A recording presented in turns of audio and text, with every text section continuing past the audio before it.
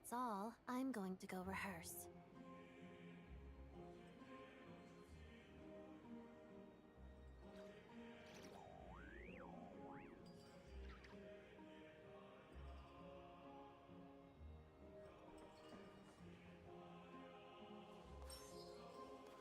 Okay, now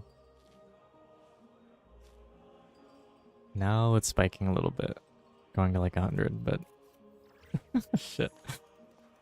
Ugh. All right, we'll see. Maybe it'll be fine. Maybe it will be fine.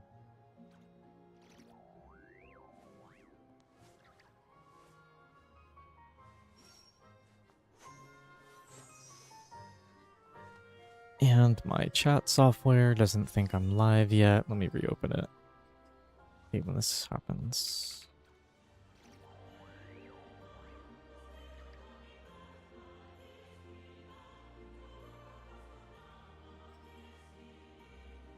What do you mean I'm not live, bro?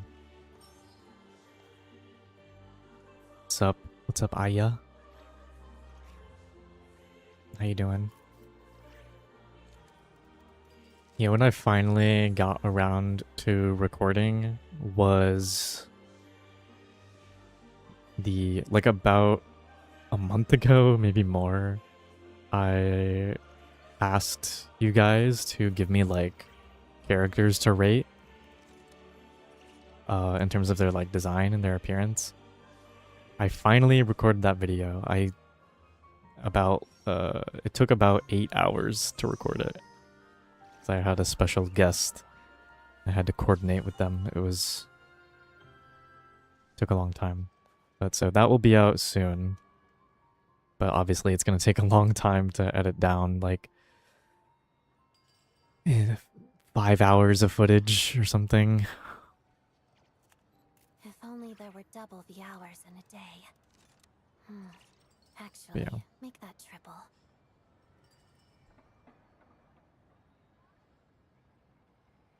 Anyways, I think YouTube chat should work now. Like it should show up on screen, I believe.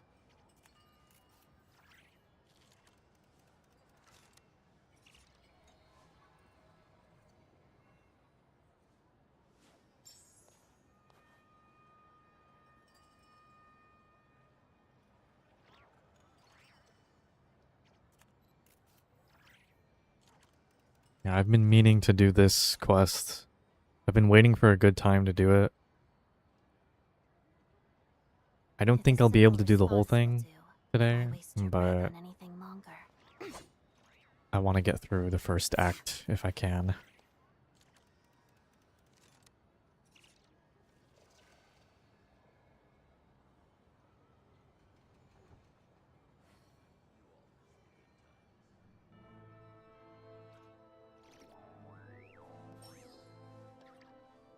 Super long, but really good.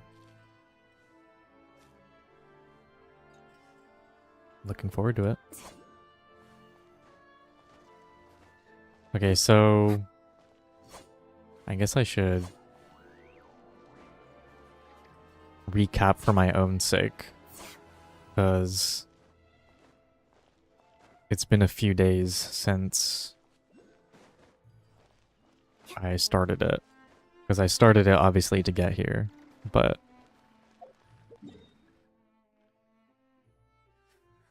what happened? So like Paimon, something's happening to Paimon, right? Clearly it's not just the cold getting to her. Something doesn't want her to be here or something like that.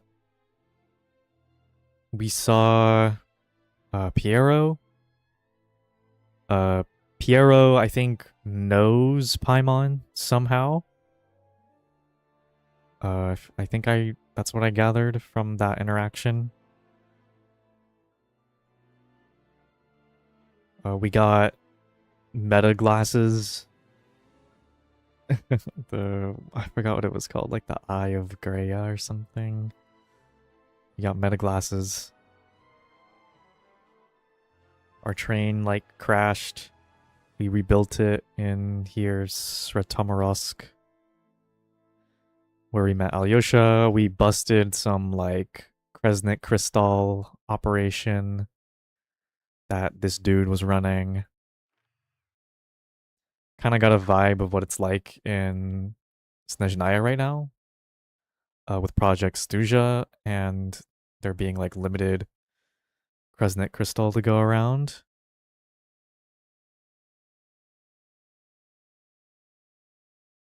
And how that is affecting people's lives in other villages and stuff. And then I think we got caught up in the Shadow Realm for a bit. Got to play third-person shooter Genshin for a bit. And then we showed up to Snezhnegrad, where Alosha was giving a rundown of the place, but it's been a little bit since it happened, so I can't remember exactly what he was saying. Yeah, that's what happened so far.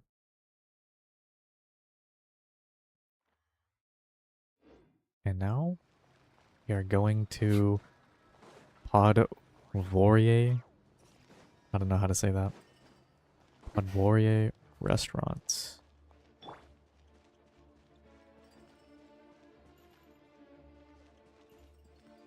I'm gonna look at some of the people here. Don't mind me.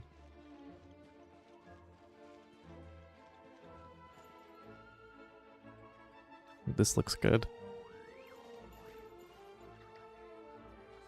Okay. Wasting time.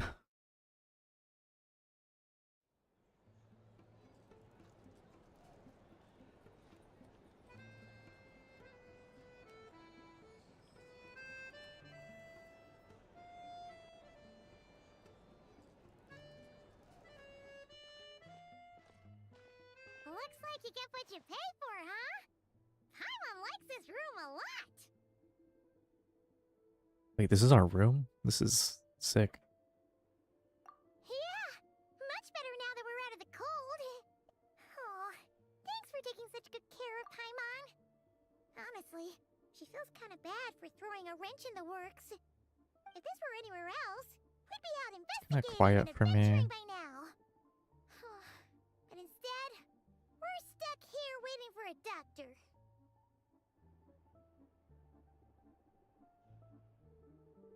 You're right. No need to push ourselves too hard for no reason. A lot happened on our way into the city. Let's review what we've learned so far and try Oh, to they're figure gonna out what review to for do me. next. Perfect. Obviously, a million more a question is, what is this Saritsa planning? Everything else leads back to that. Sure was. And so far, we've learned that in addition to the 7 Gnosis, her plan also requires a ton of energy. But we won't get to see her anytime soon. Alosha said that she went east to fight that big monster. It must be a pretty powerful one if it can blanket the whole of Snezhnaya in a snowstorm this awful. To be honest, what we're really lacking right now is information. The kind of information that only the higher-ups in the government would know. Not word on the street type of info. Paimon can't think of a few people who might be able to help us. But... They're all Fatui. We can't hit up our good friend Child. Right! And when we left Nogcry, Sandrone specifically left a message reminding us which side we're on. So, it's unlikely they'd tell us anything confidential about the Saritsa's grand plan. Yeah, fair point. Besides, that Glupov place is right nearby. We've got nothing to Glupov. lose, so it'd be a waste not to go. I forgot what that There's gotta was. be someone there willing to talk to us, right? Maybe Arlecchino or Sandrone? Or possibly Tartaglia. But it's unlikely we could sweet-talk Arlecchino. Let alone Sandrone. She basically told us to stay in her lane already.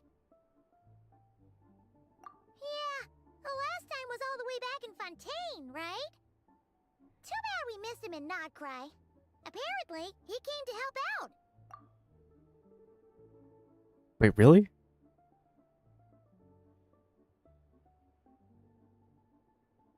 Why don't I remember that? Maybe I do remember that they mentioned him in Not a Cry, and I just, like, forgot about it. Because it feels, like, vaguely familiar, but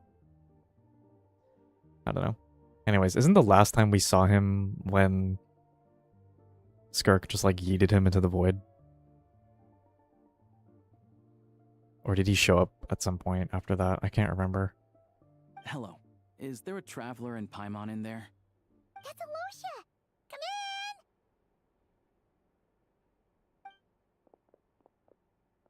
in! Hello, Who's I'm this? Dr. Luneva. Alosha mentioned that one of you is feeling a little under the weather. I see. So you're my patient today, yes? And you're a Fae, I presume? Good question. Paimon's not too sure either, but she's definitely not the same kind of Fae as the ones we saw at the train station. Is that gonna be an issue? Not exactly. It's just, I'm used to treating human patients. Fae tend to be far more resilient than even the healthiest and most long-lived of humans. But don't worry, I do have some experience treating Fae. I've even diagnosed plenty of cats and dogs in my time. Safe to say, I have a fairly eclectic range of expertise. It'll be fine. Paimon's basically the same as a human. Right? We're no different when it comes down to it, are we? I mean, sure, I guess. What's up, potato chip? My goat. Biggest difference is probably your appetite. I feel like that's mean. That's just because Paimon knows how to eat. Now, please take a seat.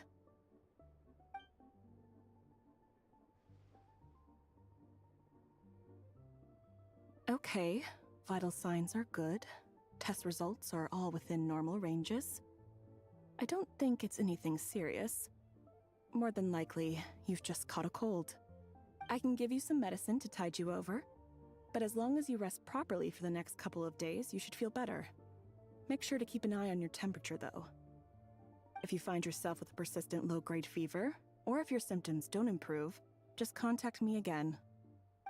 Sounds like there's no cause for alarm. Sounds good. You're very welcome. Just doing my job. I'll leave you in peace now. Time to visit my next patients. Take care. You heard the doctor. Best you rest up here for a couple days. No sightseeing for the time being. Alright then. Guess we've got no choice. Let's just treat it as a short vacation. I have to get back to it.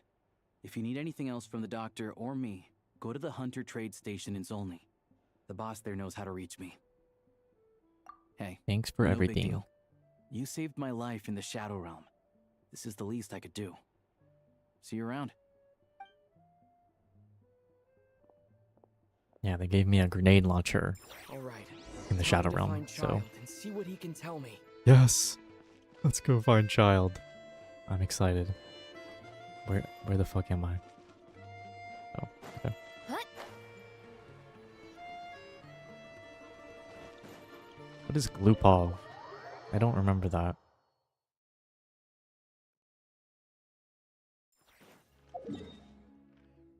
Glupov. Alright. I guess I just kinda gotta walk there. Hurry up, Grassa!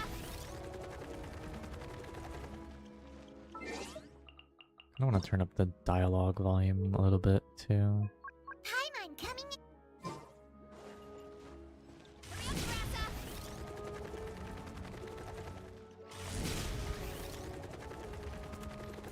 Hup.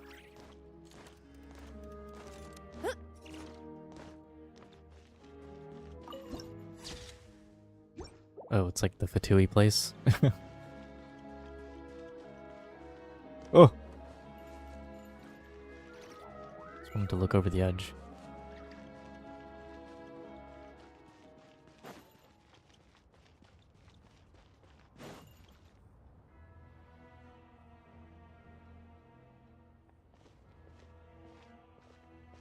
Hold on.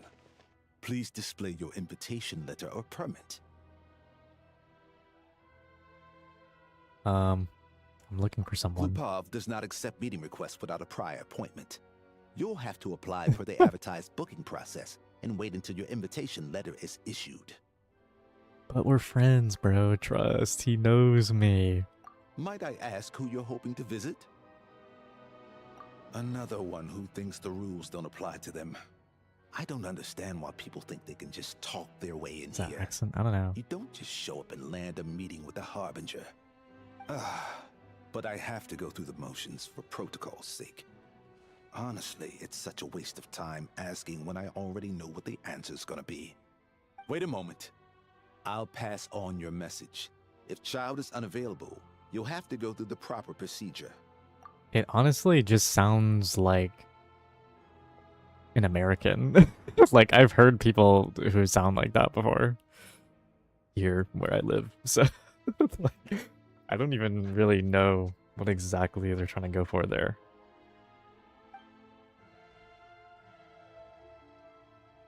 Lord Child is a busy man. He's probably not in Glupov at the present. If I were you, I'd cut your losses. No point waiting any longer. Guess I picked a bad Even if you time. two are old friends as you claim, please understand that the Fatui Harbingers are often busy with their official duties. They tend not to stay in Glupov for extended periods. Next time, stick to the rules. Oh my You'll god, make bruh. life easier Oh for my both god, of bruh. us, Greetings, Lady Marionette. Sandrone. I'll take care of our guest here. It's his first time in Snezhnaya, so it's no surprise that he doesn't know the rules yet. I trust no choice words have been exchanged. No misunderstandings I should be aware of. No, Lady Marionette. No incidents to report. Whew, that was a close call. Good thing I played it cool. This gentleman has been very accommodating. Is that right? Good to know.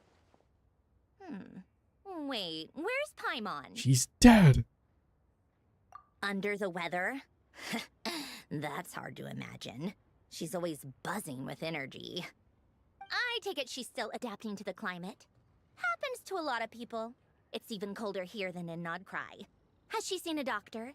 I can get you one if you need. His name is Southern. Like, that's the translation of his name. It's kind of silly.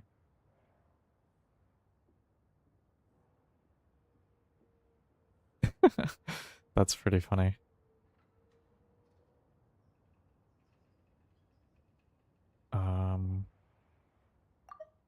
I take it she's still adapting to the climate. Happens to a lot of people.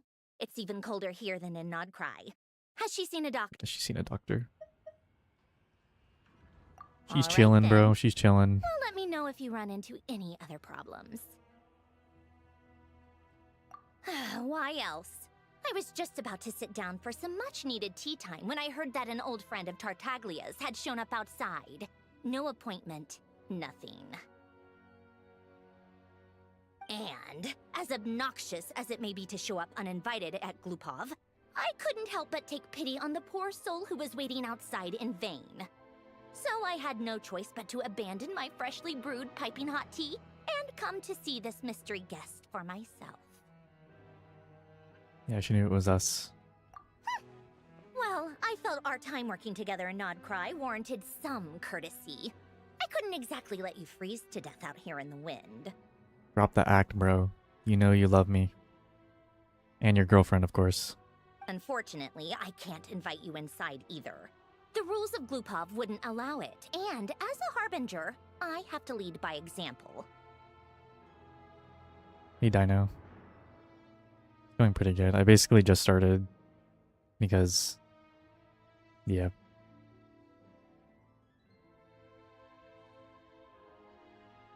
Had to get to Snezhnagrad to level up Odette, which I finished doing, by the way. I mean, I crowned her skill, so basically done.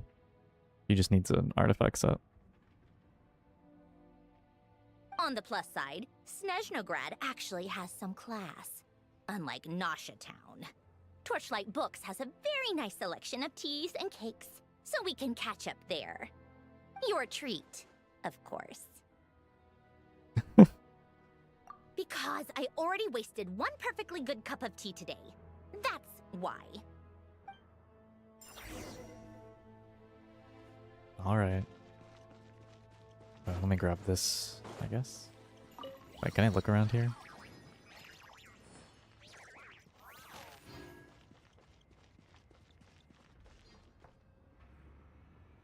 Alright, I'm not gonna try pronouncing that.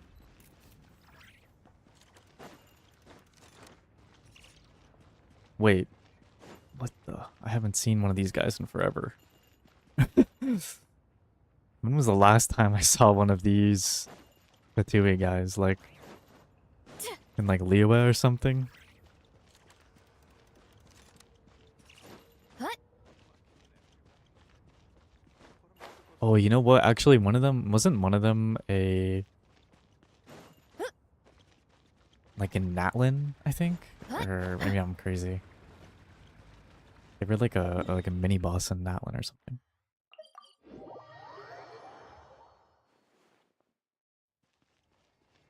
Like how I said Snezhnagrad? Wait, why?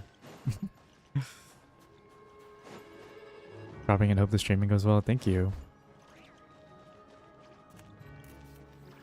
Parlay.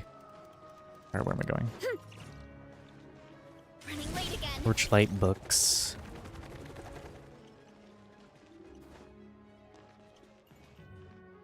Yo, what's going on here?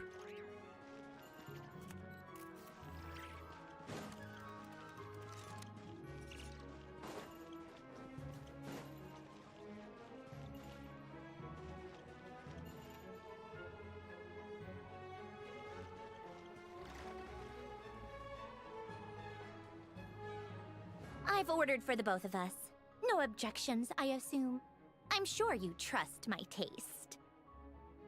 No problem. Let's get down to business. Whoa. I'm guessing you don't actually have any urgent business with Tartaglia, per se. You just want information, right? Yes? Yeah, how Wanna is he take a doing? guess? Of course you'd say that. You shouldn't underestimate Counselor Tartaglia. Counselor. That's right. I'm sure you've heard of the Snezhnagrad Vecha by now. Well, he's busy preparing some paperwork for their next meeting. They'll be discussing yet another extension to Project Stuzha. It's basically all anyone cares about in the Vecha these days. The counselor, hard to imagine. Yeah, a little bit. Yeah, he's more of the shoot first, ask questions later sort, isn't he?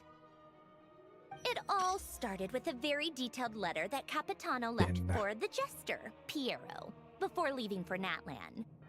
In that letter, he detailed the future arrangements for his subordinates. All of his key people were reassigned to Tartaglia. Interesting. I guess he'd already prepared to leave us for good all the way back then.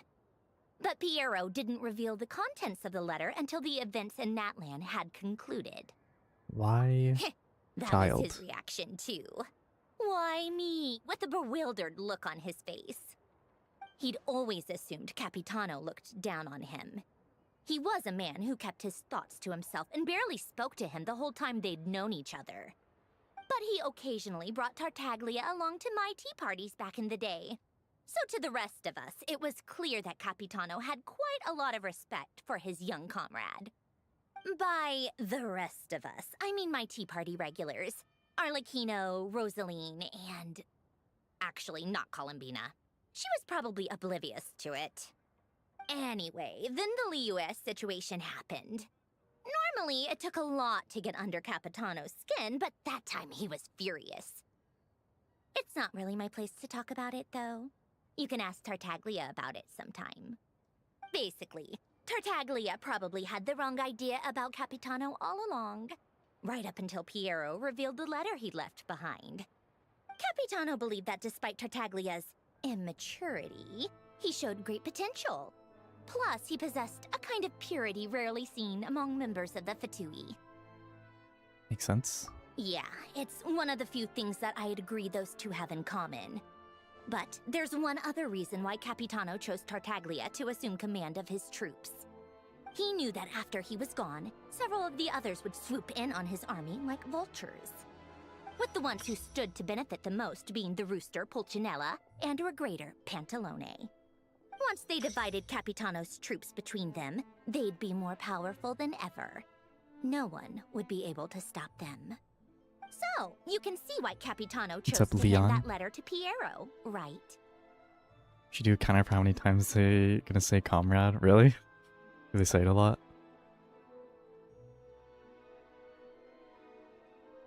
The jester needs to maintain a balance of power. Exactly. Piero also needed to back a harbinger as soon as possible. And all things considered, Tartaglia was the best choice. Alright. Even though Tartaglia has had the support of Northland Bank for a long time, he and Pantalone Forgot about the are Northland ultimately not Bank. cut from the same cloth. Bruh. I'd say Capitano made a good judgment call. Anyone else caught in this situation would probably feel like they'd been hung out to dry. His best course of action will be to distance himself from any shady business, while still maintaining friendly relations with Pantalone, but seeking Pulcinella's support at the same time. You okay with telling me all this?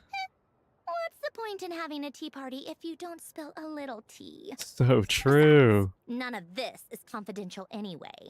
Ask any journalist out there. They'll give you all the lurid details. You'll see it firsthand if you ever sit in on a session of the Snezhnograd Vecha. All the factional strife, whether open or unspoken, it plays out for all to see in that one little room. Having a voice in the Vecha is the only way to steer policies in your favor. So, every person in that room represents a particular interest group. Mm-hmm. Pantalone, for instance, represents the financial sector, and Tartaglia represents the Fatui soldiers. Personally, I have no interest in political jousting. But since I have a number of engineers and researchers under my command, I have to make their voices heard. Then there's Pulcinella, the linchpin of the Vecha. He represents politics itself. Everything involves him, so nothing can bypass him. Any issue that comes up, he knows how to mediate. That's what the Tsaritsa values most about him. I'm starting to see why everyone is so frustrated with the way things are, but also powerless to change it.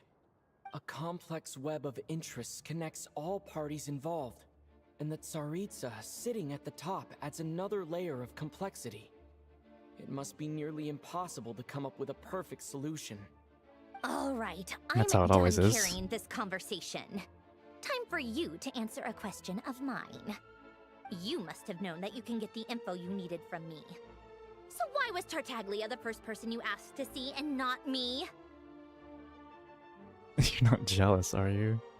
I don't know, snezhnaya. I feel like she kind of put us in our place last time. I just don't understand, that's all. Anyway, do I really need a reason? Wait. Oh, I think I know what it is. Columbina passed on my message to Yes. you before you left Notcry, right? I only meant you should be mindful of which side you're on. Is that actually why you didn't ask for me? Because you took that to heart? Yes. You... fair enough. It's not your fault. I blame all these politicians I've been hanging around with lately. Always beating about the bush when they talk. I guess it must have rubbed off on me. Anyway, just ask for my help next time, okay? Little things like this are no problem. Lady Marionette. It's funny because she says that, but makes it seem like such a big annoyance to her every single time.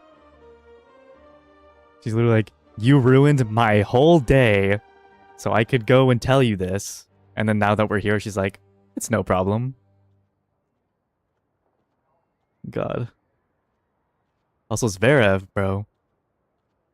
Don't you got some tennis to play? What is he doing working at this place? What now? Can't you see I'm on my break? Whatever it is, just leave it on my desk. I'll look at it later. Sorry to disturb you during your break, ma'am, but I'm afraid it's an emergency. Isn't it always? I've told you before.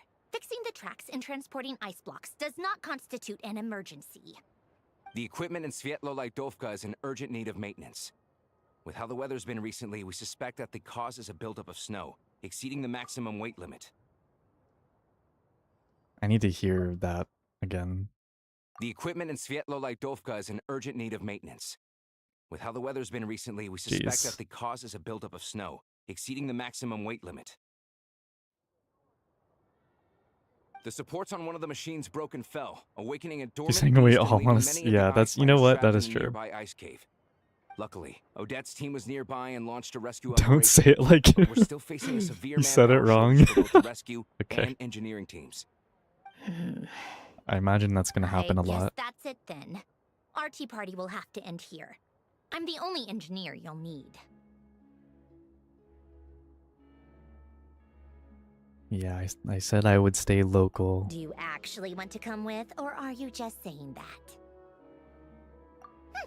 Nice of you to return the favor. I'll have a couple of people look after Paimon. They can let her know that you had to step out for a while. Given how urgent this is, I'm sure she'll understand. And honestly, I'd rather have your help than anyone else's. Between your skills and experience, you'd be reliable help. Then let's go. You, take 2 people to Pavoyer restaurant. Find his room and watch it like a hawk until we get back. If anything happens to Paimon, you'll be answering to me. Yes, Lady Marionette.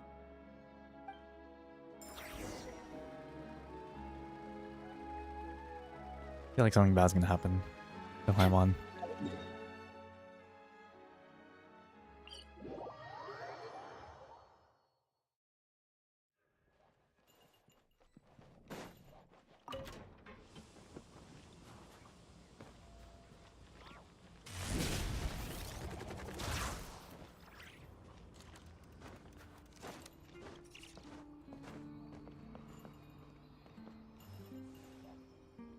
You can ask Okay. anything you like.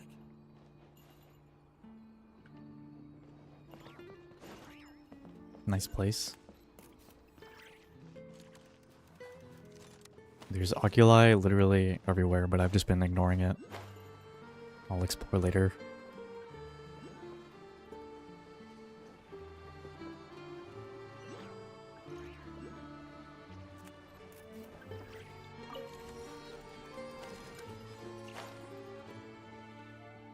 They weren't exaggerating. This is really dangerous. It's a good thing only one of them broke. From what I've been told, most of the trapped miners are over in that direction. Yeah, you do that while I check the rest of the equipment. I'll evacuate the people around here as I go. Meet me back here as soon as you're done. Alright.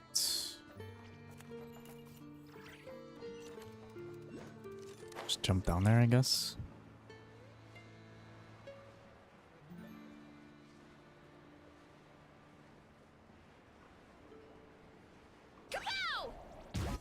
Nope. What was that? I have to be getting close. Don't go any further. Hmm? Oh. It's too dangerous here. There's a highly aggressive monster on the prowl. You need to leave, now. You don't know me, bro. Ah, I see. You're the backup from Snezhnaya. Well, I'm Odette. Good to meet you. Ah, so this is Odette. She was the first member of the Fatui on the scene. There are 5 people trapped in the cave. Monster type is unknown, and so is its location. Let's go. Every second counts. Whatever you say.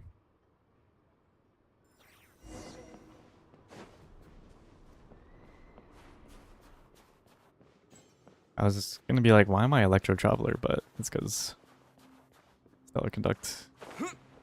Careful. Something's moving. Dude, what was that sound?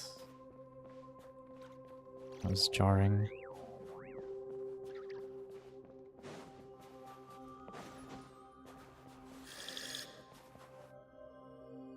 This must be the monster's shadow. Looks like a tough opponent.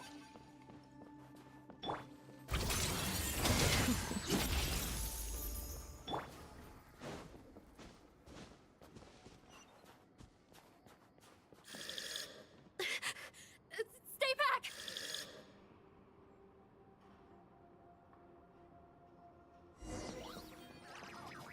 Just looks like a bird, bro. Are we all freaking out? Together, heart of death.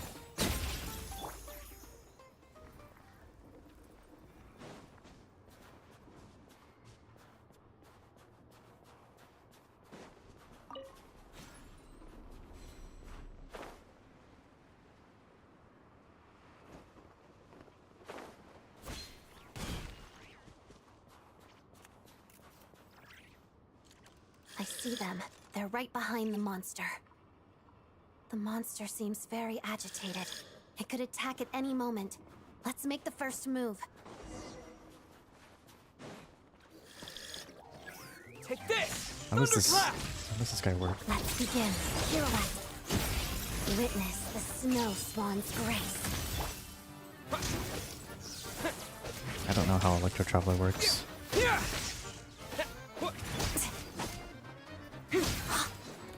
Shadow me.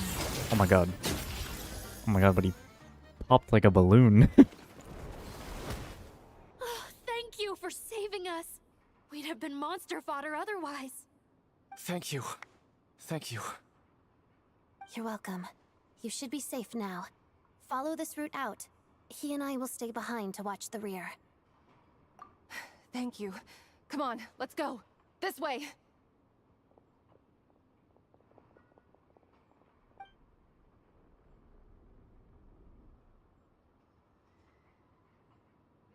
I've searched the area. Pretty sure the monster made a tactical retreat. Yeah, but with us here, it won't be coming back anytime soon. It may be small, but don't be fooled. It's a ferocious beast. People are just food in its eyes. It's lucky we got here when we did. The trapped miners have been successfully evacuated. Time for us to leave. Wait, this place. There's something unusual about it. Oh.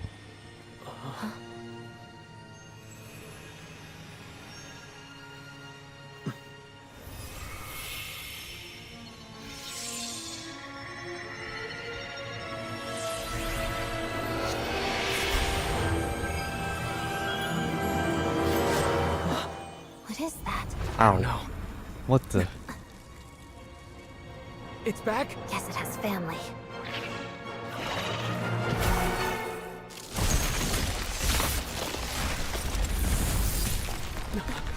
This way. Run!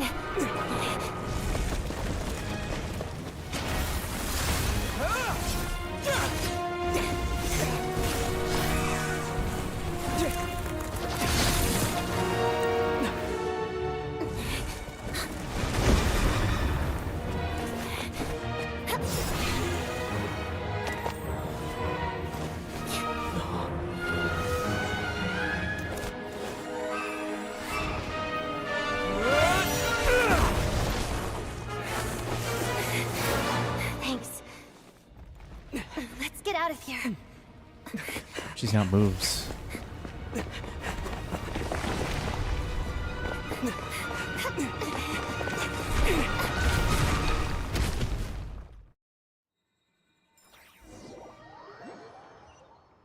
that Isaac?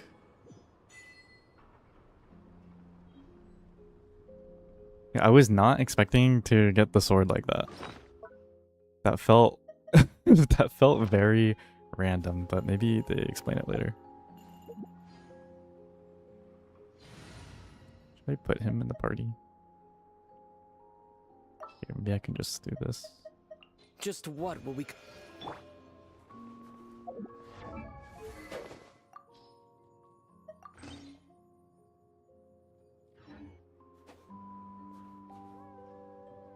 Pretty cool looking sword.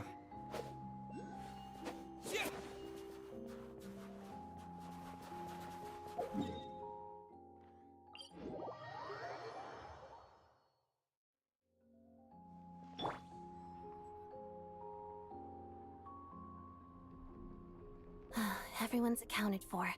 We managed to rescue them all. We also placed a sign at the entrance to the cave, warning people to stay away. You really held your own today. I still don't know your name. I'm the Traveler. Don't think I've seen you before. I'll remember the name. Alright then. See you around. Hello, Lady Marionette. I hear the rescue operation was a great success. I knew I could count on you. What brings you here, Odette? Here for a performance? No, a Fatui mission. I happened to be nearby and heard the crash. Performance? She hasn't introduced herself then. Odette is the prima ballerina of Snezhnograd. She's quite the celebrity. Was he on Iron Sting? I think If you ever hear people mention the two crowning jewels of the he was just on it Brylliesque because troupe, they're talking about I don't have that Odette many and the swords, so. prima donna, Vodianitsa. He's probably just on like a placeholder. On top of that, Odette's also a rising Fatui star. It's looking likely she'll inherit the title of the Fair Lady. The Fair Lady. She learned all her combat skills from Rosaline herself. Used to be one of her most valued subordinates, too. You flatter me, Lady Marionette. If she's Rosaline's protege, that makes me... Never mind. There's no need to bring it up. No point making things awkward. How's progress on your end, Lady Marionette? Equally successful. I mean, finished would- reinforcing all the equipment. Would Odette not know Took me that? a little longer without Polonia's help. But the outcome is the same, of course. Even if the heavy snowfall summoned by that monster lasts for another 3 months straight, this equipment won't give way. All right, now that we're done here, it's time to get out of this blizzard. Sure, but Snezhnograd will send someone to investigate and draw up a relief plan. And I guess I'll have to write the incident report myself this time, since it involves a mechanical malfunction. First, Pantalone needs to approve the budget, then Pulcinella has to sign off on the plan.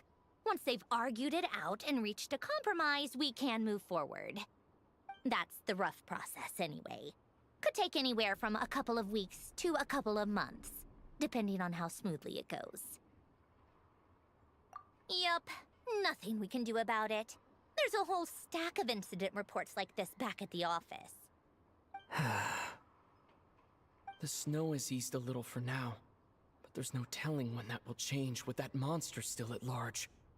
Fuel for heating is in short supply, and relief is weeks away. There's no immediate threat to life, but still, it just feels like there should be a better way.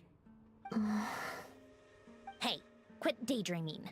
Let's get back to Snezhnograd. When did you get a new sword? I found it in a cave. It handles pretty nicely. You have a strange affinity for secondhand swords.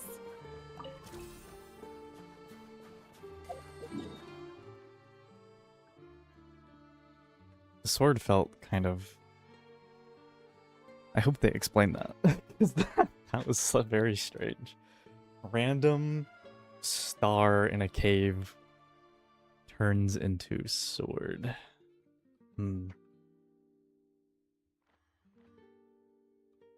Why was he reading a poem? Ooh, who was reading a poem?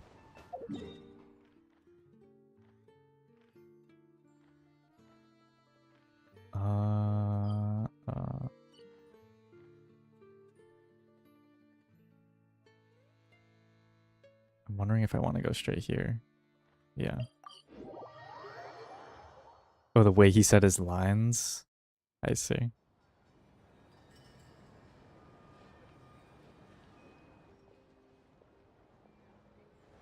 Wait. Dude, it's the goat. Huh. Well, if it isn't Counselor Mr. Big Shot. Mr. Big Shot himself.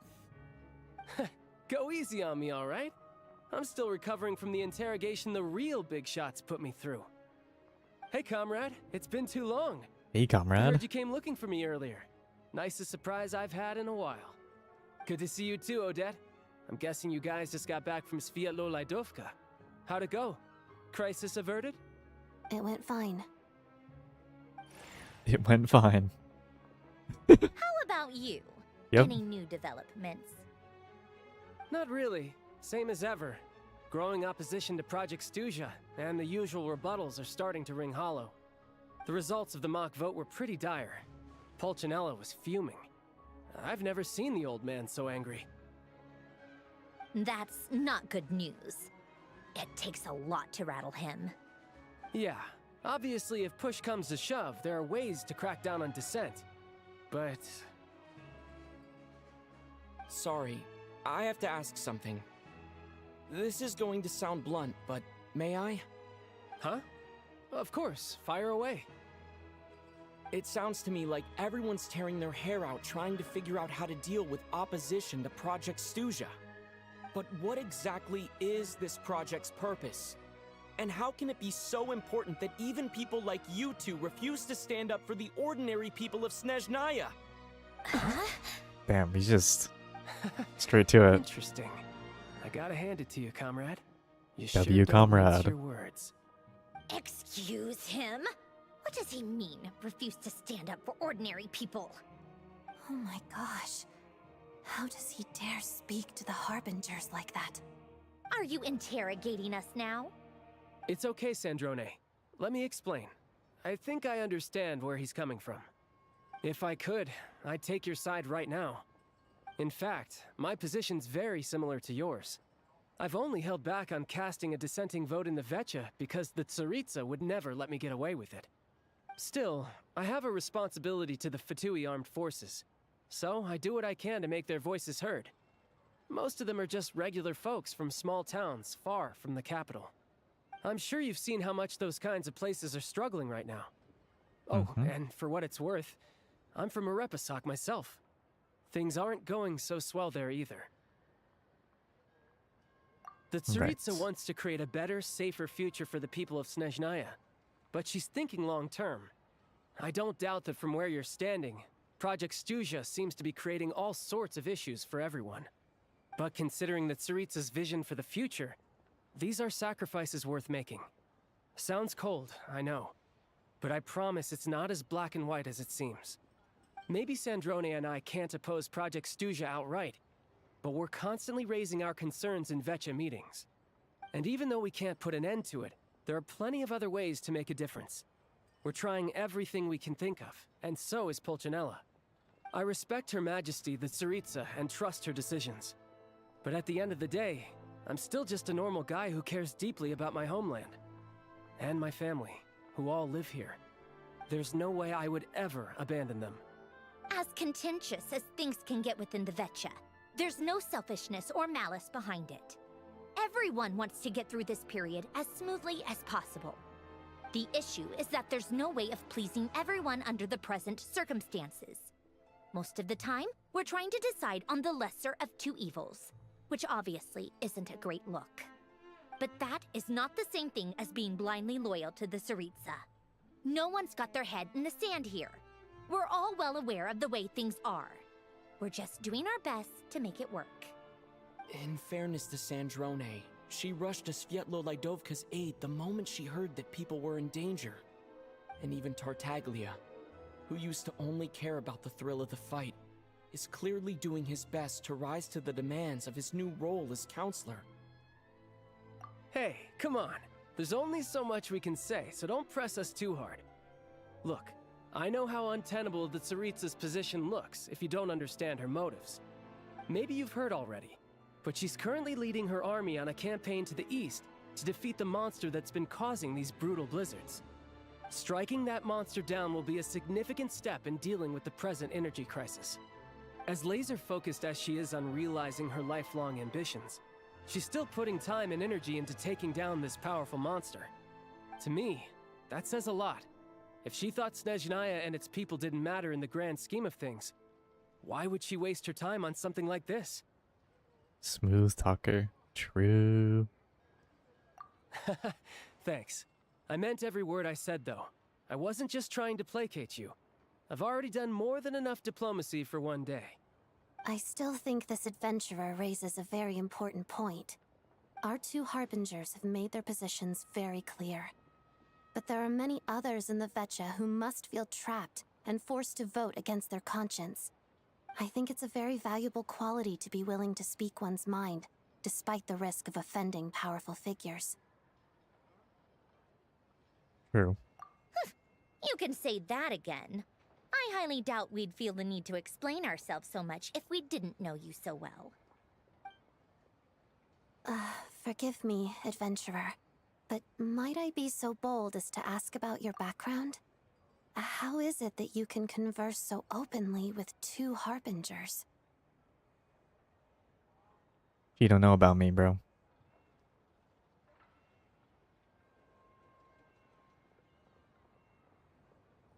Lumine was much more chill when she called him out.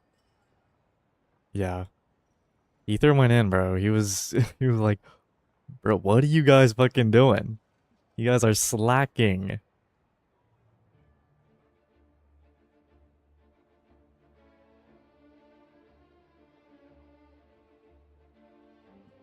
Yeah. No, let's not tell her. Let's not tell her. We can skip around that part. Nah, I think he'd probably be honest, I feel. He'd probably be like, oh, about Rosaline.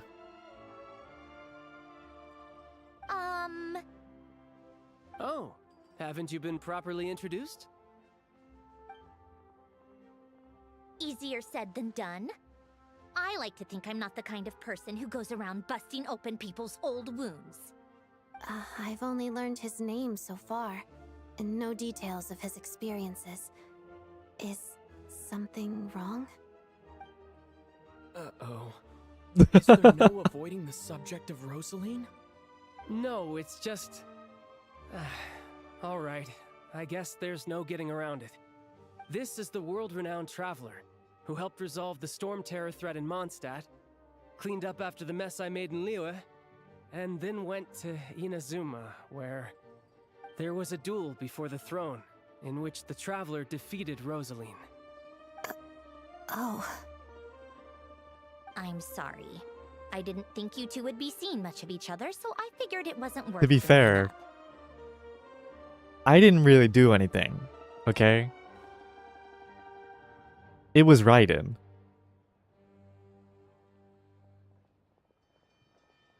I was there, but like... Raiden literally evaporated her. Like...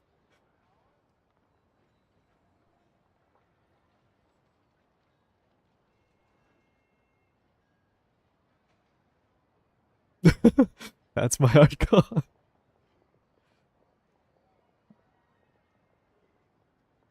Wait, dude, Child totally just like threw us under the bus. He was like, yep, it was all him actually. He single-handedly killed Rosaline. It's fine. It was a long time ago. It's fine. Sorry, I just remembered that we have a rehearsal coming up. Please excuse me. I should get going. Dude, she hates us now.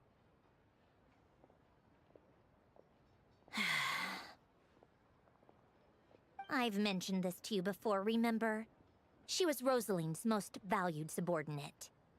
But they didn't actually get along. Not that Rosaline was really the type of person to make friends, but death has a way of resolving a lot of conflicts. Don't let it weigh on you. Like she said, it was a long time ago. It's in the past now. Odette has a very different personality from Rosaline. Give her some time. I'm sure she'll work through it.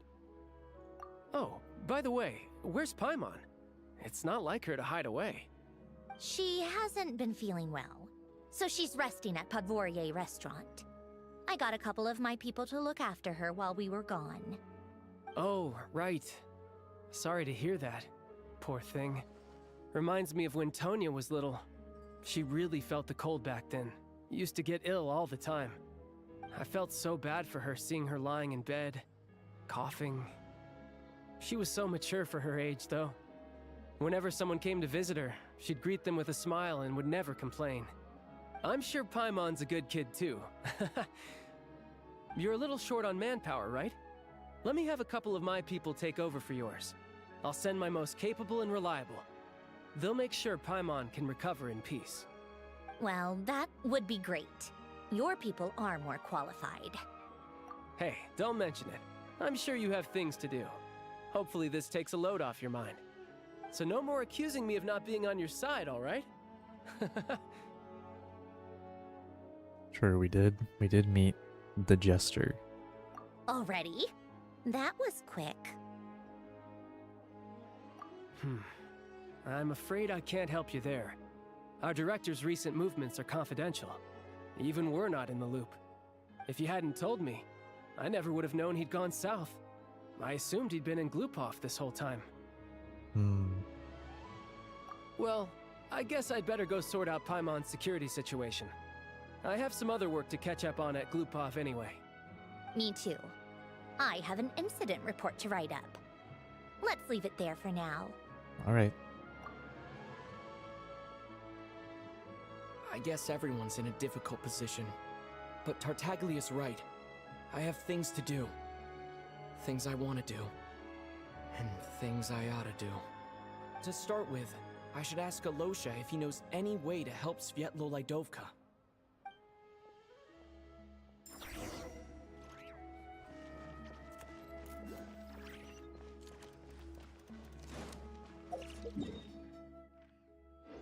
Wait, why am I just going here? I thought...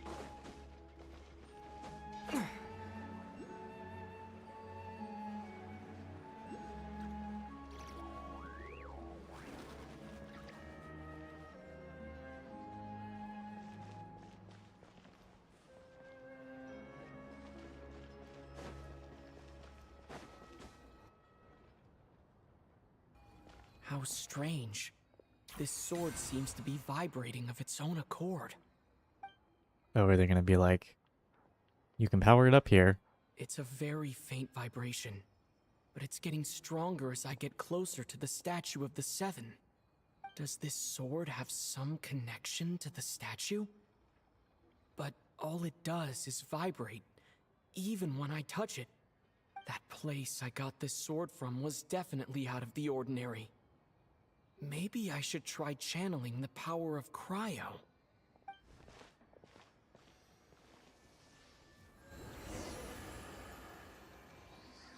Use the power of cryo. Boom. It worked. There really is something special.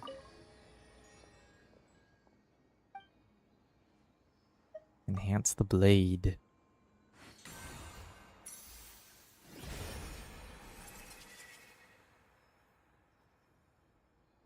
All for a slim chance of redemption.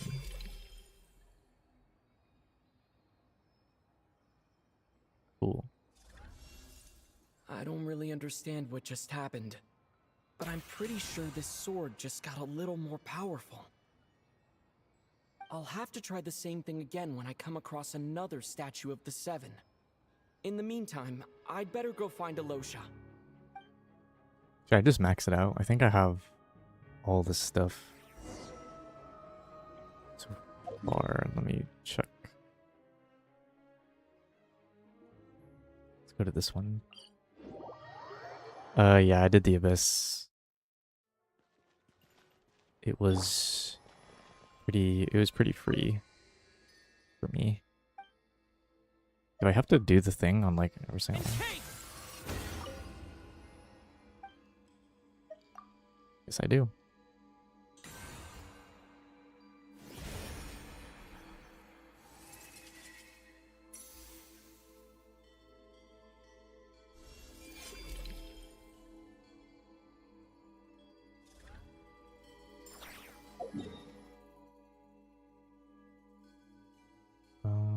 This one.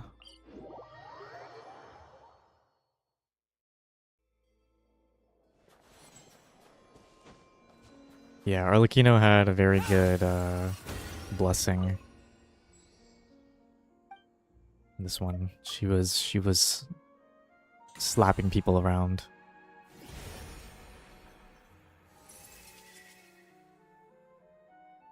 How much time has slipped away since someone...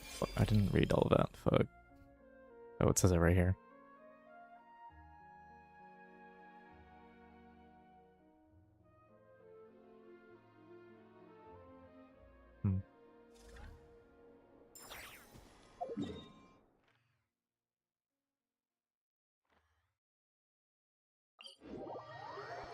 I think my Arlecchino, she was killing every boss in like 4 normal attacks. It was insane.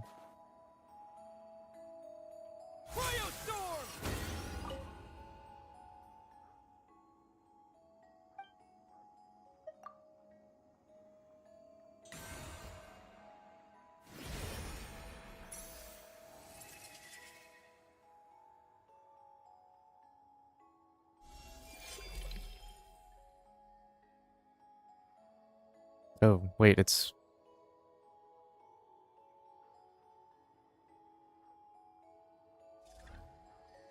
For some reason I thought I'd only be able to get it to like level 70 or something, but I guess I'll get it to level 90 at this one.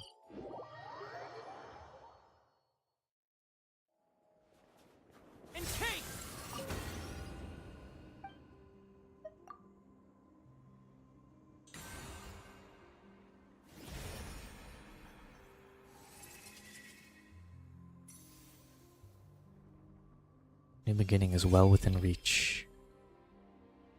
Boom.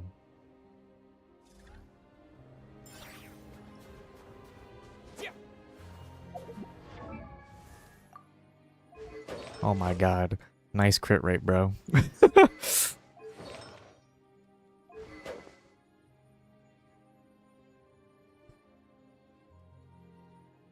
6% for every element they've resonated with. It's so crazy. What a sword, man. So you can equip it on other people, right? Yeah, you can. It's so cool.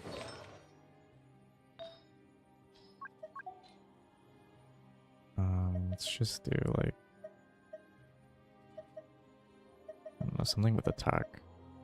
Sure. Oh, I want it to be a two-piece.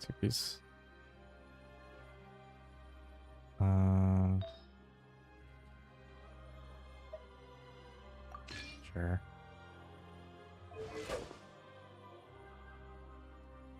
Not too shabby.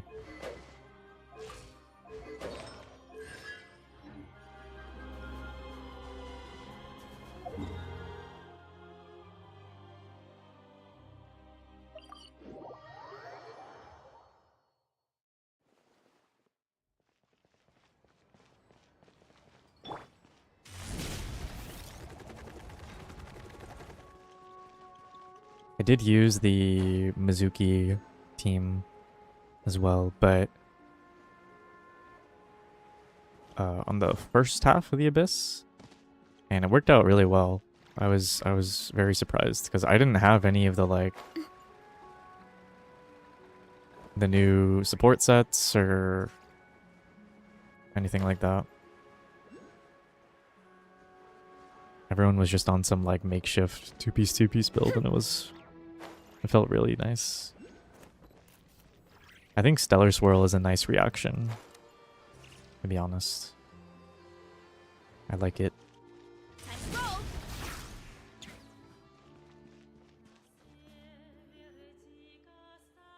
Hello there. How can I help? Hello. Ah, sure thing. Give me a second. I'll go fetch them for you.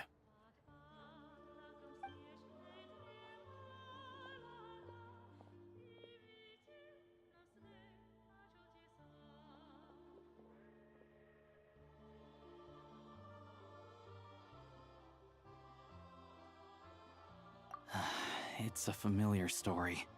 I've had similar experiences.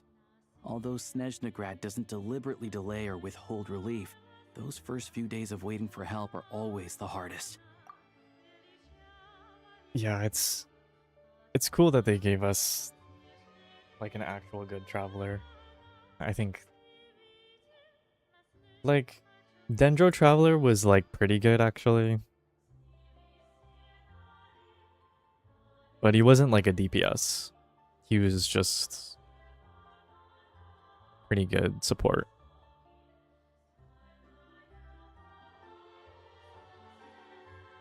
And even then, like most people just had Nahida and didn't use Dendro Traveler. Yeah, I used Pyro Traveler for my Veressa team for some off-field Pyro because I could have used Xiangling, but her cooldowns were too long. Because her burst cooldown's like 20 seconds, so it felt kind of bad. Felt a lot better with Pyro Traveler.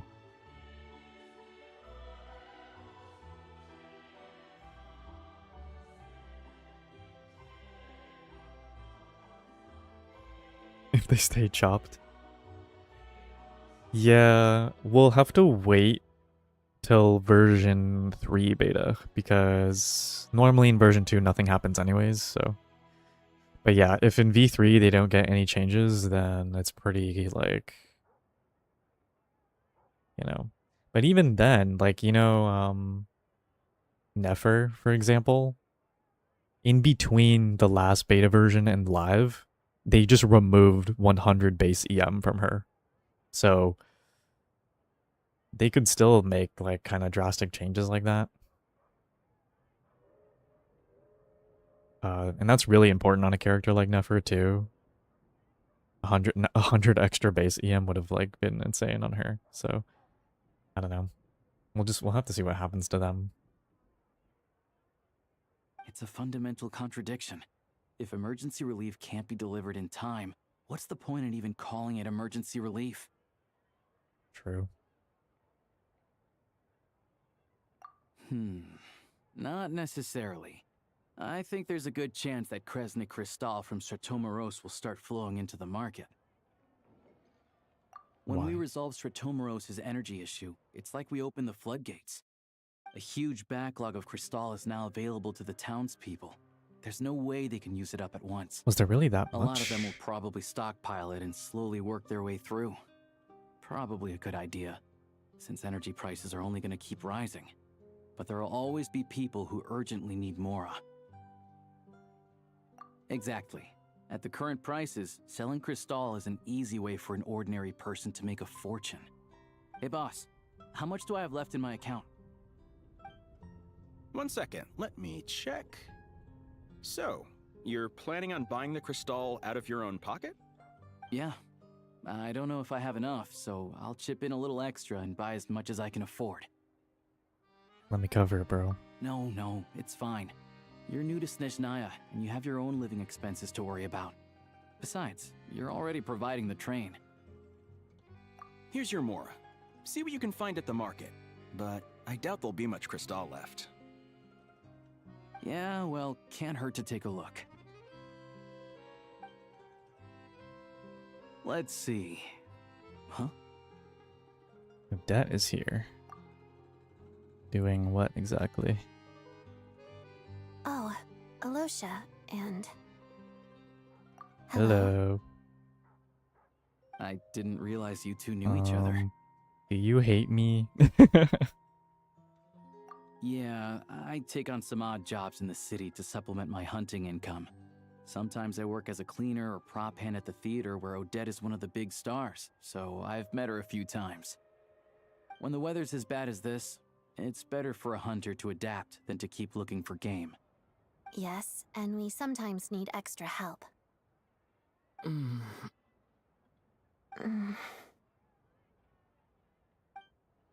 Bro, this is awkward. Wait, why is the atmosphere so awkward? I thought things went pretty smoothly in Svietlo-Lidovka. So, what brings you here, Miss Odette? Looking for some new props? No. After I got back to the theater, I couldn't stop thinking about the situation in Svietlo-Lidovka. It bothered me so much I couldn't focus on my dancing. So I decided I'd come here and see if there's anything I can do. Casually mogging every character when she's on screen. Yeah. It is kind of crazy. It's just a lot of detail on her model relative to like everyone else. You too, I presume. I suppose that's why you're here. I didn't feel comfortable expressing my true opinions in front of the Harbingers. Not least because ordinary Fatui like me don't even know what Project Stuja is all about. Without knowing the full picture, I can't make sense of it. And at some point, if things aren't making sense to me, I can't just keep going along with it. So many people feel the same way. They wish they could do something, but all kinds of reservations hold them back. Explains why groups like the Roadcott are springing up to fill the gap. Yes. Well, that's one option. But there are risks to consider with organizations like that. The Fatui does not encourage their activities. Right, because things can get out of hand, and it's hard to hold the right people accountable when they do. I've heard about a few cases like that. Sandrone said Odette was on track to inherit the title of the Fair Lady. If so, she'll be able to find out what Project Stuja is really about. Still, it's probably a little soon to ask her about that. Trying to There may use be her. more to the story. Trying to use her for What's on info. your mind? I think we can both agree that no matter which side you're on, it can't stop you from doing the right thing. Where there's a will, there's a way. True. I know what Rosaline did while she was abroad. You made the right decision, so no hard feelings. So, what's your plan? Oh, we were gonna buy some crystal. I heard there's some on the market right now. Funny, I had the same idea. In that case, let me pay. I can claim it back as mission expenses. The real issue here is that government relief is behind schedule. Surely it makes more sense for the state to cover these costs than for us to pay out of our own pockets. True. It's a huge expense after all.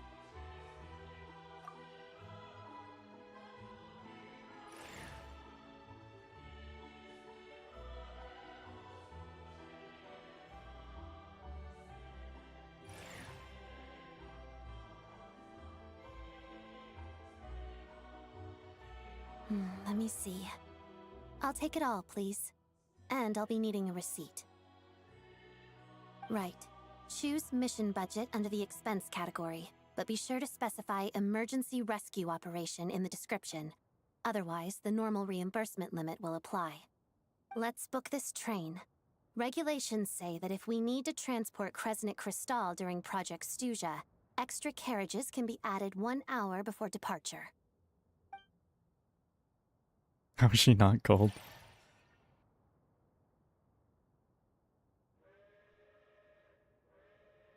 That should do it. The train will be escorted Also, to its isn't it like destination by Fatui guards. it's like her ballerina fit, right? Like, are you just dressed like that all the time?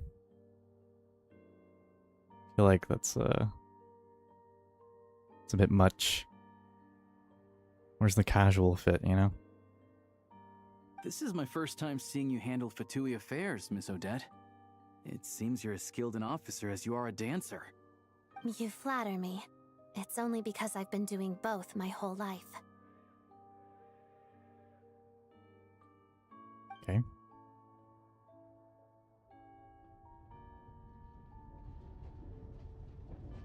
Polar Express.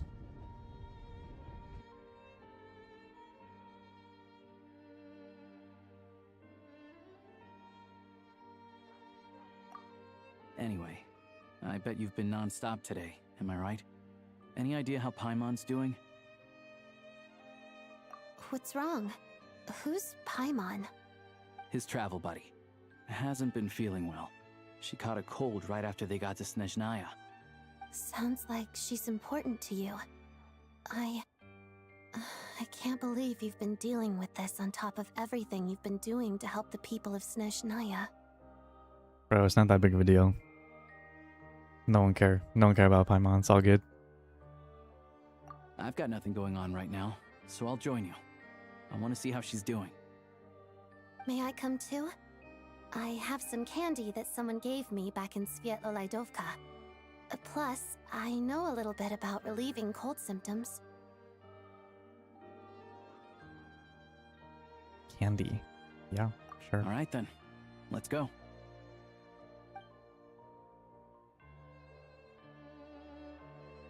I still don't know what the deal is between these two, but at least the tension seems to have vanished. A good sign, hopefully. Oh, yeah, he doesn't know either. Even though Odette kind of said it, but I guess didn't connect the dots really. Can't blame him. Really hard to make a girl character who's dressed like Alosha, yeah. I mean, I've been saying this for so long.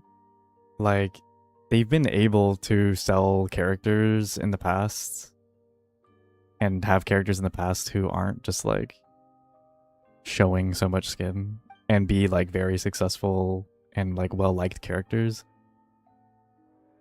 So I don't really know what's stopping them. Like, they know that they can do it. Also, what did I just walk into?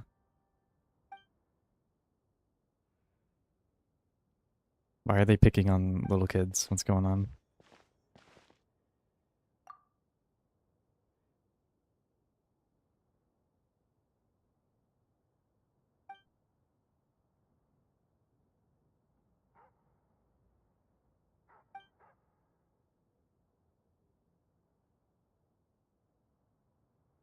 Selling dolls to help with Papa's debt.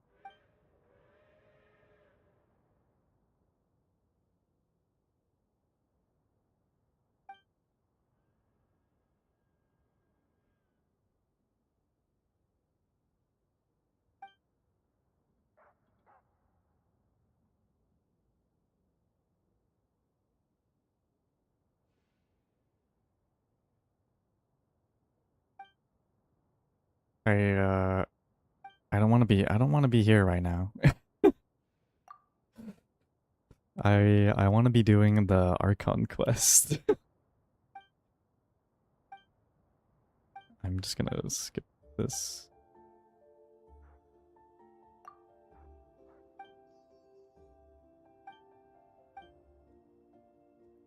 Alright then, Blondie, bring it.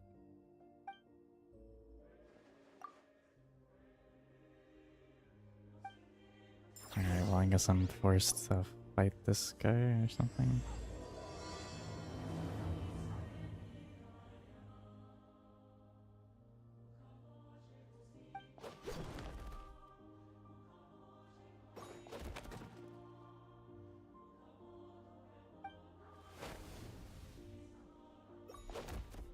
What happened to my special sword? Why am I using prototype Rancor again?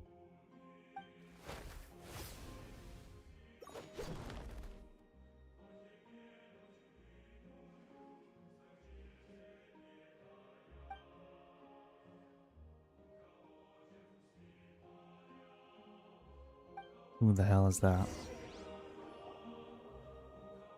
Oh my god, get me out of here.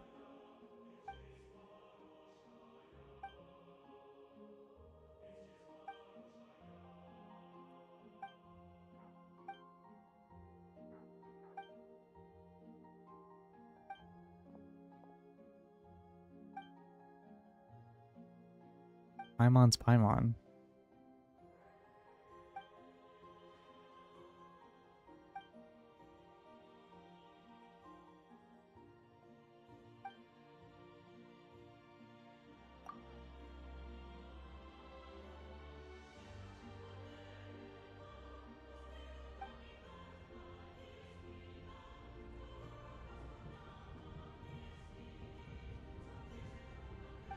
Dude, what is happening?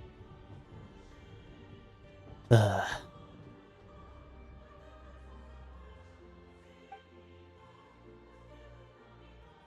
This is actually a really cool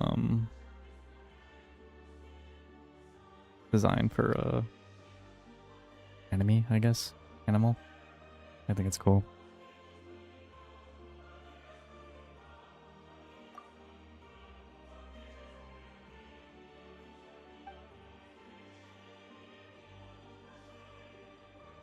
coat thingy. Dude, that would be so cool. Like, what would you call it? Like dynamic outfit changes or something. I think that would be sick.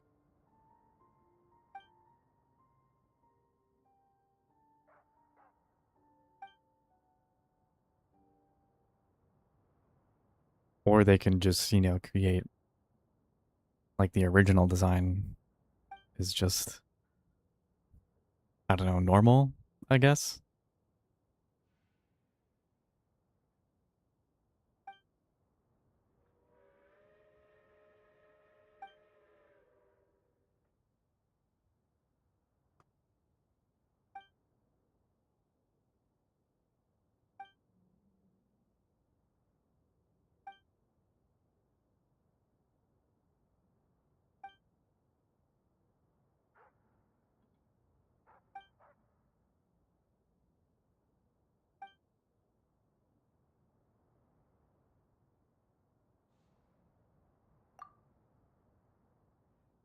You know, I'm fully stuck in this.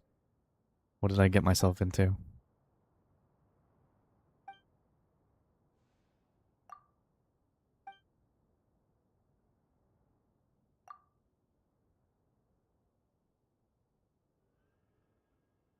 That looks so weird.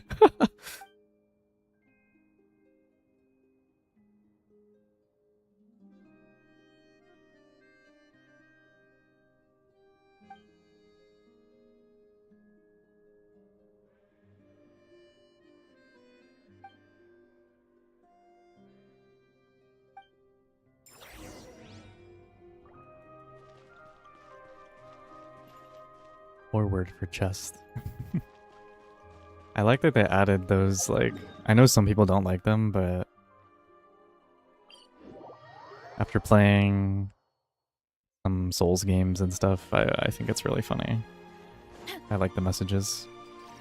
Sometimes it's a bit obnoxious, but...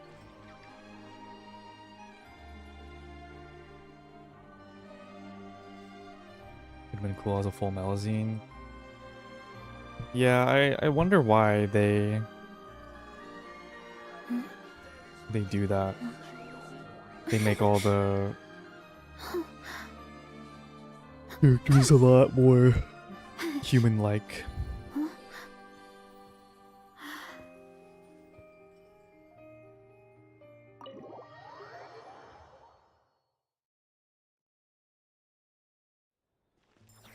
Maybe it's just safer.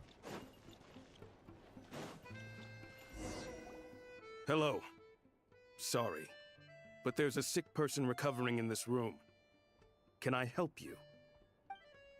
What happened?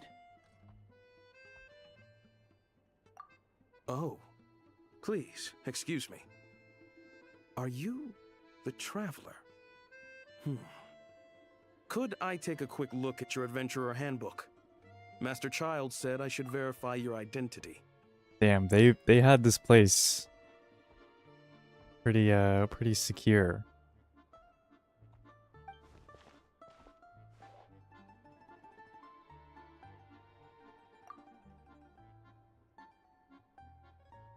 Ah, it's really you. Sorry for the inconvenience. We're under strict orders from Master Child to keep this room well guarded. At the same time, we can't interfere with Podvoye Restaurant's business. That would only seem all the more suspicious and draw unwanted attention to this room. Besides myself, a few of my colleagues are stationed in and around the restaurant, in plain clothes, of course. Rest assured, Damn, you're in safe hands. that's crazy. I didn't expect such a high standard of protection. Well, Master Child handpicked us for this special assignment. We're not about to let anything go wrong. Anyway, I won't keep you any longer. Please, head inside. I feel like this is setting Odette's expectations really high, and then she's just gonna see, like... Paimon. Traveler! Alosha, you're back! Oh, hey! Who's our new friend? Hi, I'm Odette. The Traveler and I crossed paths a few times. But she's solid. We can trust her. Yeah, she's solid. The Fatui, huh? You're practically a member yourself by this point.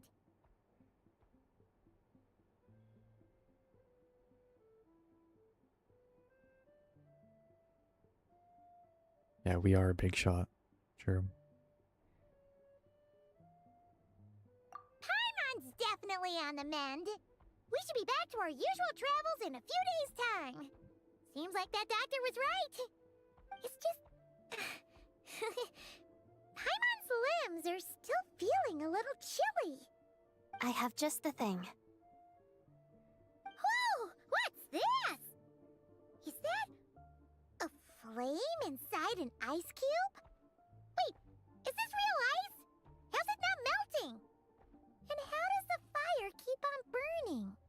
All keen observations. You're right. This is called core ignis. Whenever I've caught a cold Core in the ignis. past, I found I recover much more quickly if I place this by my bed.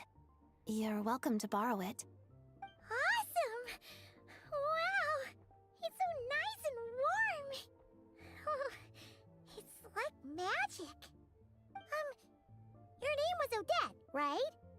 How did you two meet again?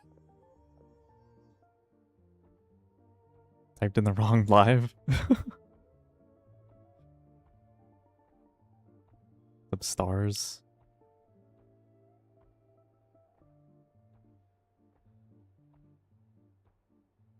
Oh, you're leaving.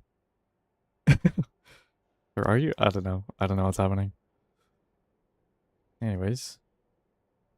Looks like she's in pretty good spirits. That's a relief. Any progress with your investigation yet?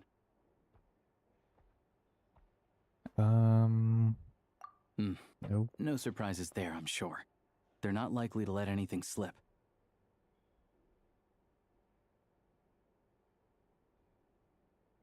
Ooh, really? The Rokad, huh? Let me think. Members of the Rokad keep their true identities hidden, but I think there might be someone I can introduce you to. Leave it with me. Meet me at the Korolyevsky troop tomorrow, and I'll tell you how it goes. Would anyone like a drink? I'm gonna head to the bar. Paimon will have... maybe some hot milk? What is this gesture? Paimon's in the mood for something warm. Enough with the secret chat, you two. Let's catch up properly in a minute. Paimon wants to know everything that's happened today. It'll be kind of like Tabletop Troop. No reason why listening to a story can't be an adventure. Bro, tabletop troop. Snezhnaya Adventure Journal rewards available. What is that? Is there a Snezhnaya journal?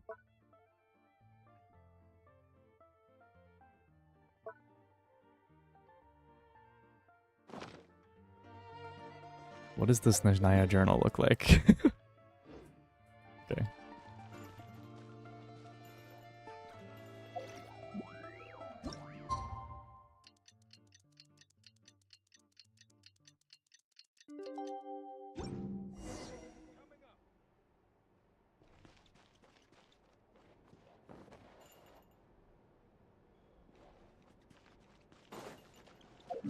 Where's the theater? Oh, it's over here. Let's go.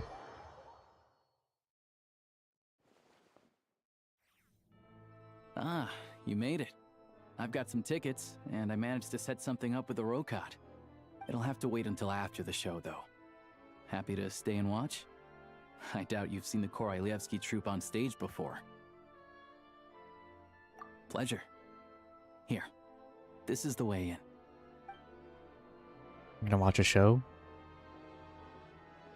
Please present yourself for a routine inspection in accordance with theater regulations. Thank you. Oh?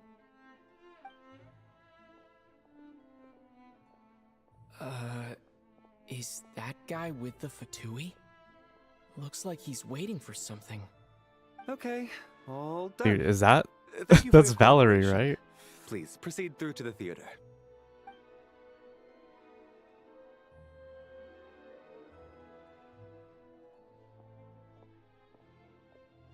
I almost didn't recognize him for a sec. Everything okay? Snezhnaya's business and political leaders are always passing through here, so it makes sense that security's tight. Still, it's a little unusual to see the Fatui's Armory Palace guard here. You saw him, right? The guy right at the back. Strong, silent type. His name's Valeri. He's part of the Special Assignments Battalion. Do I really have to call him I only ever see Valeri? him here for one thing. To look for a guy named Mitya.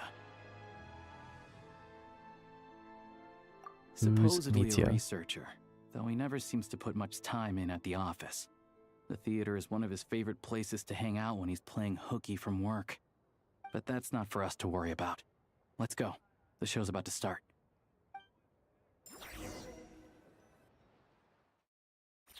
I'll call him Valeri if the game wants me to. What do you think? Pretty impressive, huh? Looks nice.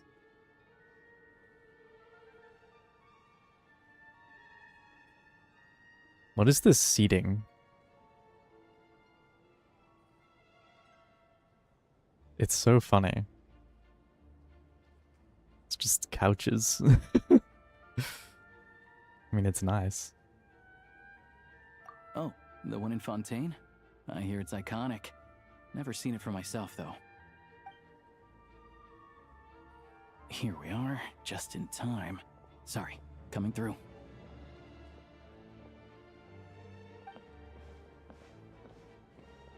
Ugh. If you're gonna show up late, keep your mouth shut. Jesus, bro. Whatever. No point arguing with people like that. It's like real life, man. There she is. That's who I'm introducing you to later. She's the lead singer of the troupe, Vodyanitsa. Oh, she looks so happy.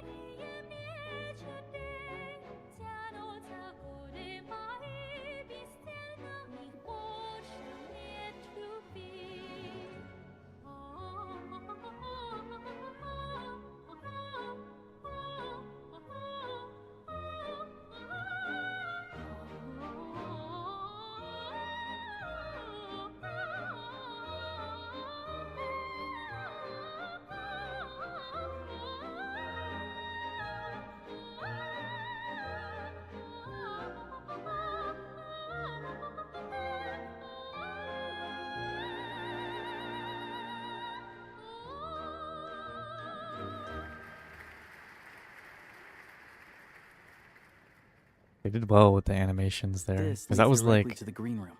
They're expecting That was us. in-game. Wasn't Vodyanitsa pre-rendered will be cutscene. waiting for us there. So that was... That was good. Disney princess? Yeah, definitely.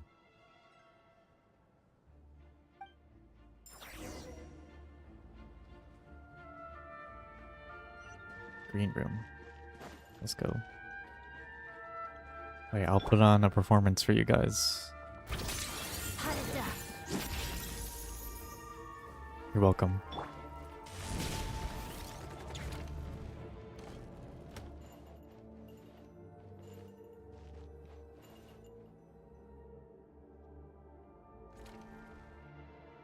Hey there. Excuse me. Can you believe it? I am so mad right now. Come in. Mad about what? It's you two. Hello. You know each other? Oh, wait. Is this who you were telling me about?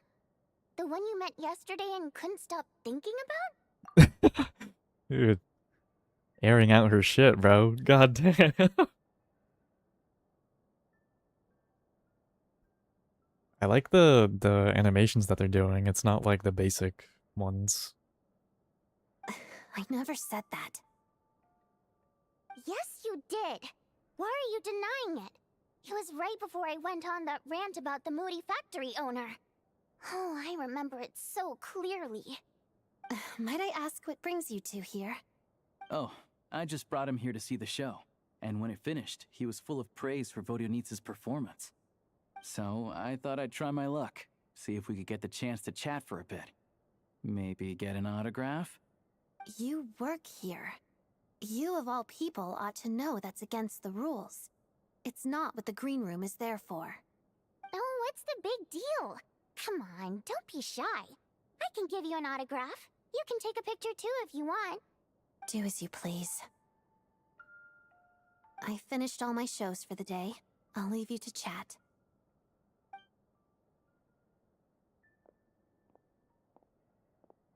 I guess she likes playing I by the wasn't making that rules. stuff up, you know. Odette's just too proud to admit it. She thinks very highly of you. And so do I. You did the right thing in Svietloladovka. We're good. Odette's out of earshot. I'll lock the door. Confidentiality, of course. The Rokot is very strict on that. Whoa, Alosha! Not out loud! Not with an outsider here. Relax, I've taken care of it. Look at this. The president's reply sent this morning. Wait, so he's been approved to join? Oh, so they're all a part of it in here. All right. I feel like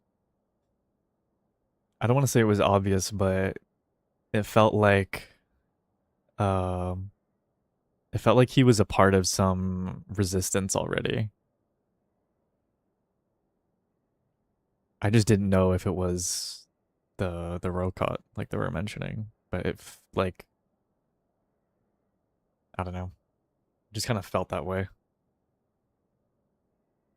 I guess it was kind of made obvious in the trailer a little bit too. Like it was clear that these two were like working together or something. You told me last night that you wanted to get intel from the Rokot. Unfortunately, Rokot intel is only available to members. But ever since you set foot in Snezhnaya, we've been working together. I've seen the way you work, your character, and your motives. Everything about you is perfectly in alignment with what we're trying to achieve in the Rokot. So I figured I might as well cut to the chase. I wrote a letter to the president explaining your situation, including just the right amount of detail. His approval came very quickly. Of course, it's still your decision whether you want to join or not. We'll respect your choice. I wonder who's the president though. Did they say?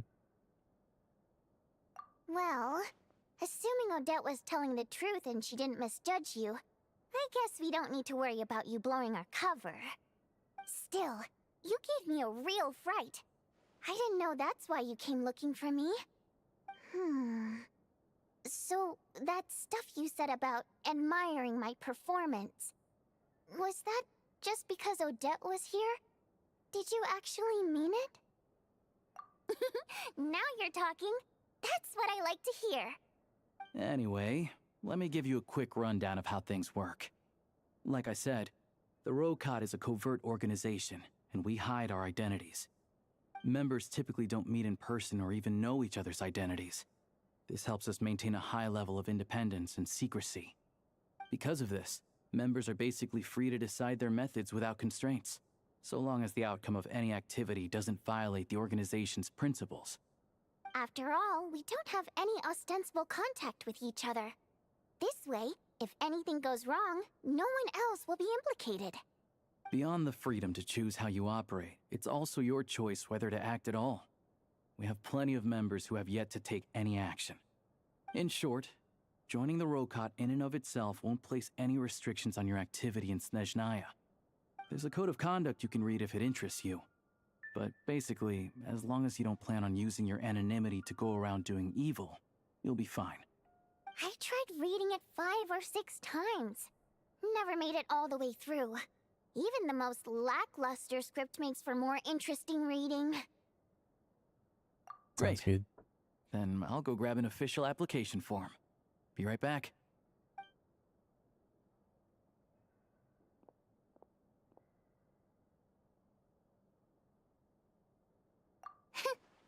Well, Alosha has this pet dog, you see. His name's Tagarin, and this one time, Alosha brought him backstage. Tagarin took quite a liking to me, so I played with him for a little bit and fed him some treats. Then, the Rokot was out on a mission one day, and even though we were all in disguise, Tagarin recognized me right away. Just a coincidence, really. We didn't report it to the higher-ups, though, to avoid dealing with the fallout. Like... my job at the theater, for instance. I really needed to make ends meet. By the way, what were you complaining about just before we came in? Did everything go okay with Chuganov? Everything did not go okay. That's why I was so mad. I tried to make some small talk with him before I went on stage to fish for intel about the Iskra manufacturing plant. But he wouldn't take the bait. No matter what I said, he kept dodging the question. And then he started complaining. He said he didn't appreciate his second-rate seat in the stalls because he usually gets a private box. I mean, what did he expect? Everyone knows that if you want a box seat, you buy a ticket well in advance. But instead, he sends me a letter the day before the show when we're practically sold out. I had to juggle things around just to get him a half-decent seat, hoping he would appreciate the gesture enough to share some information. But nope, he didn't give me anything. Yeah, meeting Chuganov in person has definitely been a disappointing experience. Oh, you probably don't know who we're talking about, do you? Chuganov was that older guy you were sitting next to today. That guy. I'm sure he didn't make a great first impression on you either. Yeah, he was an asshat. To the citizenry, he's a family man and a kind boss. But our interactions with him tell a very different story. It's one thing to ask for a favor, but he acts like it's his right. He always expects special treatment. Take the ticket situation, for instance. I've actually gotten him a private box in the past. But not only was he not even grateful, now he's acting like I've sold him short this time. Not to mention that he's never paid for a single one of his tickets. You gotta go tell him off, man. And another thing, if he's such a big family man, why doesn't he bring his wife and daughter to see the show once in a while?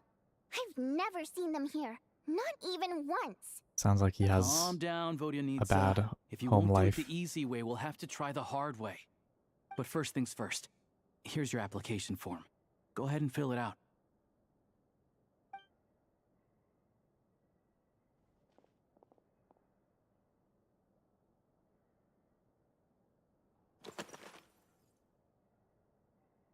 What the hell?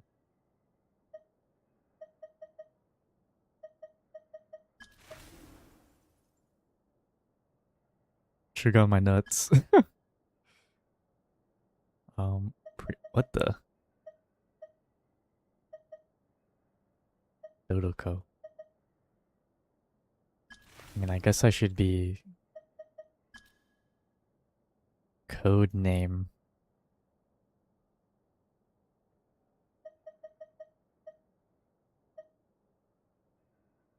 Wait, reason for joining.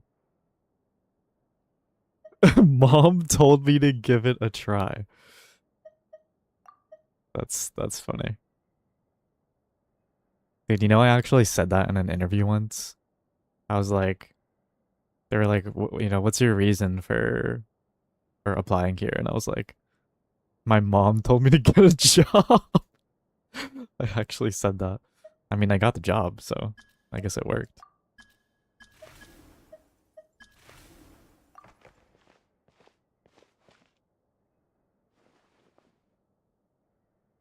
Excellent. We'll hold on to this for you. All right.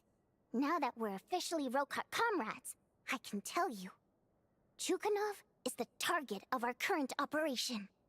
Recently, we've done some recon work at the Iskra manufacturing plant, which pretty much confirmed that their energy consumption is way beyond the legal limit. All we need now is some direct evidence to present to the Vetcha, so we can demand that they shut the plant down. That way, the Kresny Crystal can be allocated to where it's needed most. I was hoping he might let slip during one of our chats, but he's too tight-lipped. We'll have to find another way. I'm meeting another regular theater goer tonight, Mitya. Can we meet him too? I've been waiting. But Valeri's here too, and he's probably looking for Mitya, so he may end up being a no-show. Don't you worry.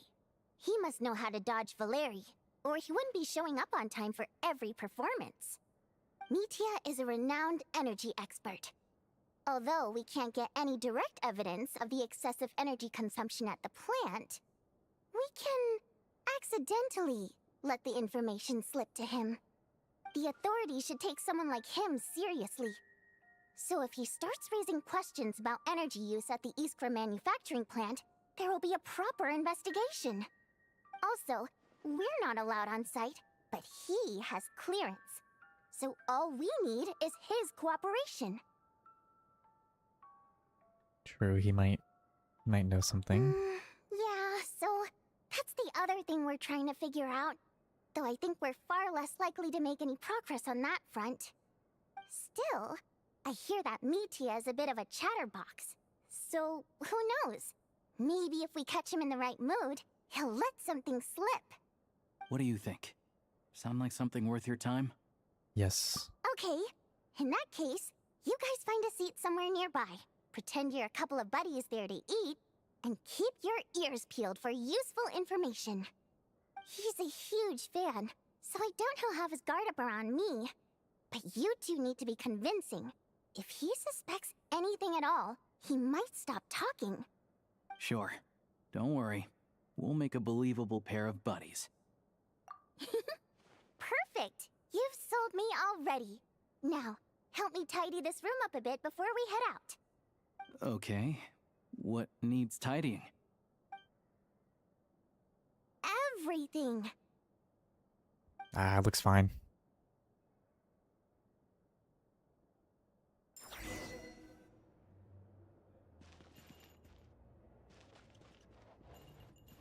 It's kind of bothering me that, like, the top of this fireplace doesn't line up with the...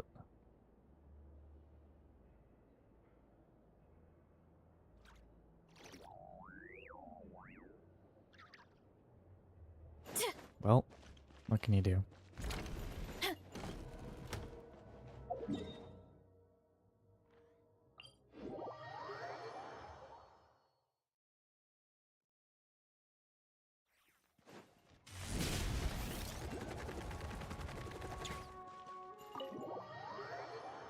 Yeah, the flower beds. I forgot about that. We come here often, so we shouldn't stand out. Let's sit here. Now, it's up to Vodyanitsa. Let's see how the conversation goes.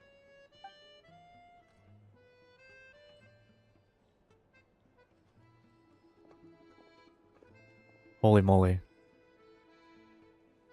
Mr. Mitya! Over here! Over here! Oh, sorry. I got a little held up on my way here. Now we have even less time than we planned. Holy animation, bro. They went Zenla Zone 0 on the animations. Go ahead and order some snacks and drinks. Whatever you like. Let me see. According to my schedule, we still have 25 minutes left. You're really pressed for time today, huh? I was imagining this would be a leisurely chat. If you'd prefer, we can always reschedule for another afternoon when you have more time. No need. Getting to meet the lead singer is a very precious opportunity for me. I'm not about to pass it up. I've already had to decline your invitation several times because our schedules rarely align. If I don't grab this chance while it's here, who knows when the next one will come around? Well, it's very kind of you to make time just for me. Yes, Scarf is alive. I'm not too sure, to be honest. But Snezhnaya's full of weird and wonderful things like that. so people tend not to bat an eye. I'm sure the same will go for the Eye of Grey and Paimon. The reason I invited you out for tea and a chat today was to get some feedback from a true fan of the theater. Well, I genuinely have nothing bad to say. No matter how many times I hear you sing, it never gets old. It always seems fresh and new somehow. Maybe it's because the more times I listen, the more details I notice. Or maybe you simply improve with every performance, delivering it better each time. Thank you! I'm delighted to hear that! Could you give me any specific examples? Oh, yeah. The piece you sang today, for example. Beneath the Frozen River? Hey, what's with you? I'm just praising a good performance. I always used to find that such a bleak and lonely song. But the more you listen, the more you realize that it's not as cold and nihilistic as it appears. When you really dig down into it, there's a certain level where you're surprised by the emergence of hope. Wow, I'm impressed. I didn't expect you to pick up on that. Actually, I only tried out that angle after talking with a composer. Still, Beneath the Frozen River wasn't on today's program. Oh, really? But it's a classic. You sing it every time. Almost every time. Oh, well then, let me say a few words about that other all-time classic, Flying in the Wind from the Mountain Sparrow. I didn't sing that one today either. My voice wasn't quite up to it, so I switched it out at the last minute. Oh, but, Sorry, Mr. Mitya, but you were at the theater today, yes? Of course I was. Remember? I said hello to all the troupe members before the show started. You, Odette, and the others. So, what did Odette sing today? Elegy of the Snow-Winged Goose, of course. Correct. I see. I see. You find my singing boring, don't you? That's why you don't remember a single song. Looks like I'll need to cut a few from the program next time. No, that's not it. I swear. What's going on here, Mitya? All right. I'll be straight with you. I'm sorry. My mind was wandering as you took the stage today. I enjoy watching your shows because the exquisite performances stimulate the mind. It always sparks some inspiration for my research. So, whenever I get stuck at work, I come to the theater for a change of pace. Odette's dance during the Elegy of the Snow-Winged Goose today was simply incredible. It got me wondering what she's been going through recently. That look of sheer defiance in the face of utter tragedy? It was so inspiring. I started scribbling in my notebook right away. Not that I made a ton of progress in the grand scheme of things, but I still think it was productive. By the time I snapped out of it, the entire show had finished. So what you're saying is, you didn't listen to my singing at all?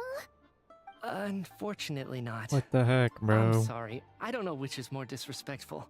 The fact that I don't always come for the show itself, or the fact that I missed your performance. Seems like things are getting a little awkward. Mitya just stepped into a conversational minefield. If there's one thing Vodyanitsa doesn't like, it's people who show disrespect for her performance. This meeting was so hard to set up. Don't tell me it's already falling apart. It's fine. Yeah, lock in. She's gotta lock in. This is affirming in its own way. At least, it shows that our performance really touches people's hearts, right? Don't let it bother you. It certainly doesn't bother me. She's showing a lot of restraint. Well, I'll be sure to let Odette know how much you adored her performance. Please don't say that. I always love your performances too. It's just that inspiration struck at the wrong time today. I'm usually all ears. I know, I can tell. That's why I value your opinion. I'm sure some people can't stand it when others praise their coworkers right to their face, but not me. No, sir. Fair enough. I still feel kind of bad, though. The thumbs up. But you know what I really can't stand? People who only show up to the theater to pretend that they're cultured. Makes me sick to my stomach.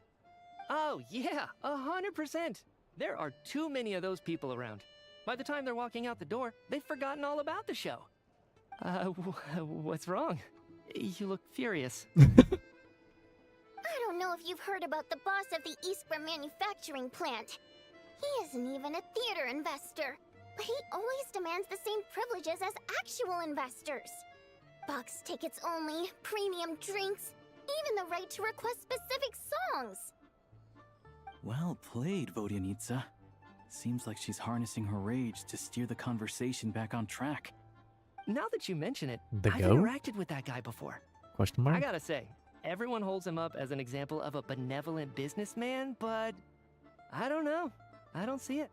Yeah, he couldn't care less about what's happening on stage.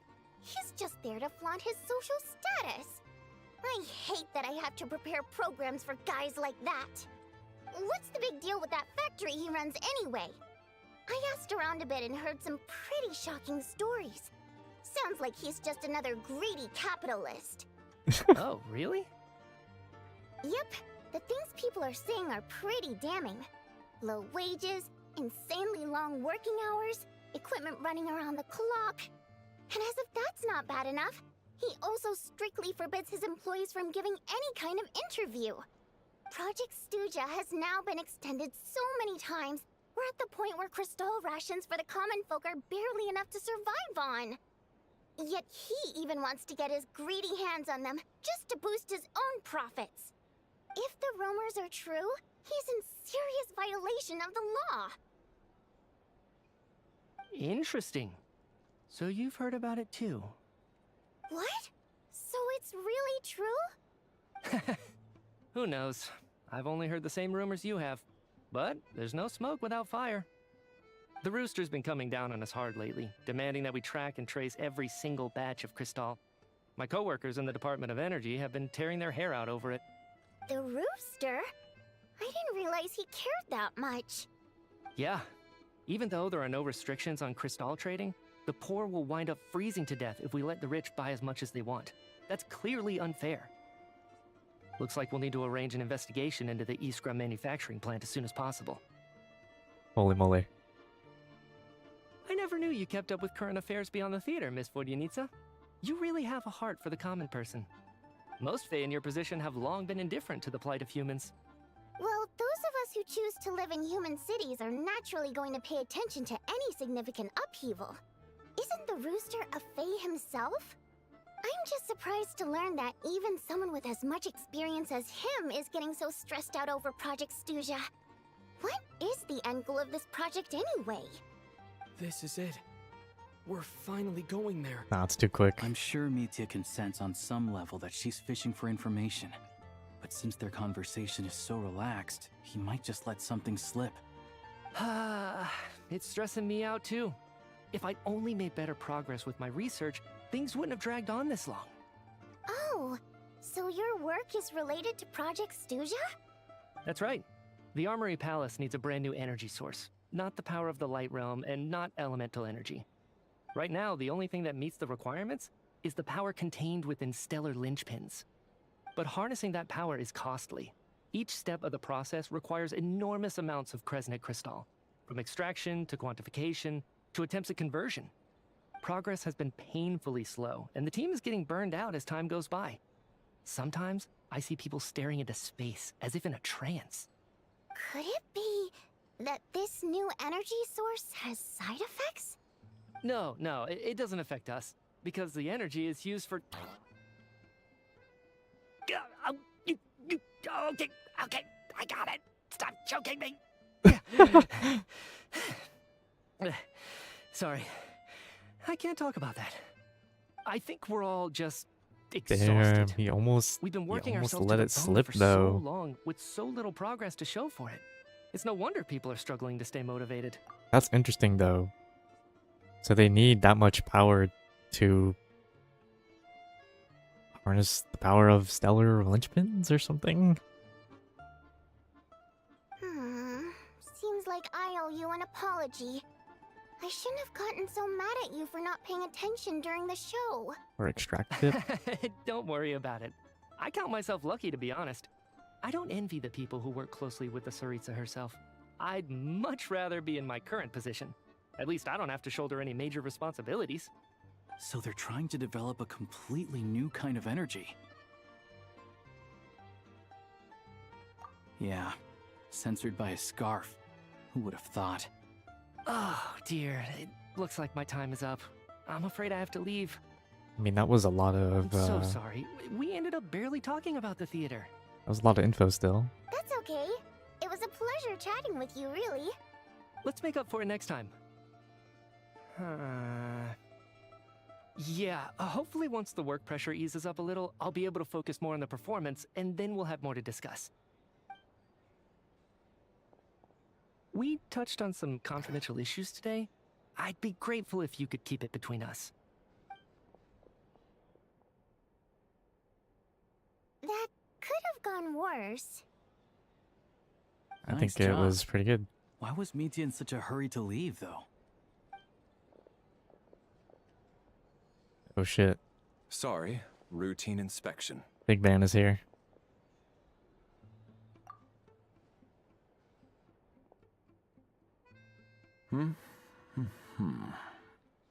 Okay, let's go.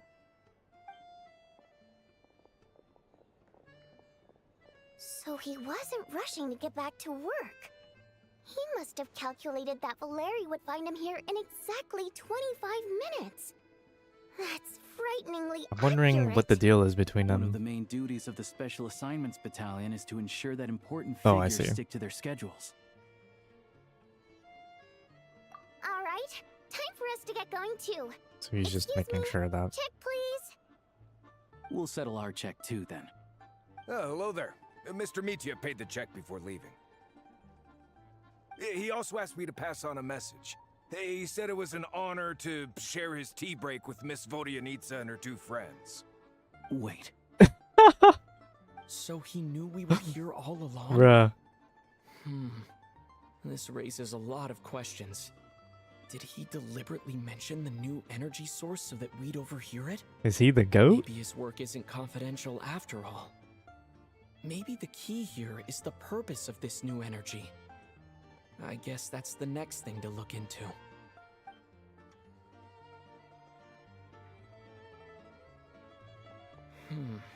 Vodyanitsa and Alosha have left.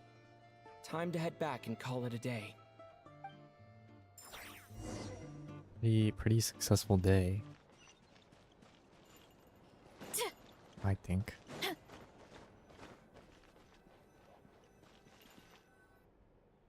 back! Here pretty early today. Paimon was just gonna mention that. After she woke up today, Paimon felt like her temperature was completely back to normal. But her strength still hasn't returned. Still, there's some good news. Paimon thinks she might have figured out the source of the problem. It's like there's some kind of mysterious power affecting Paimon. Paimon's never felt this way before during any of her travels. She only started feeling this way since we arrived in Snezhnaya. That's right. The Armory Palace needs a brand new energy source. Could that have something to do with this? What is it? You're making that face again. You know, the one you get whenever you have a light bulb moment?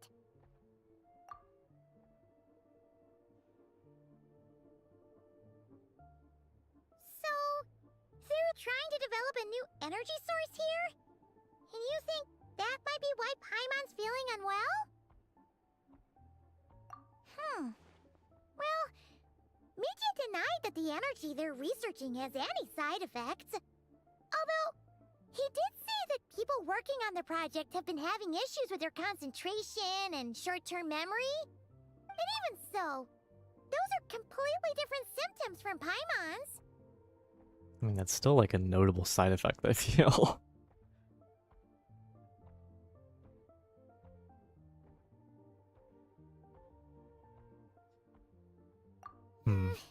It's pretty faint, so it's kind of hard to tell.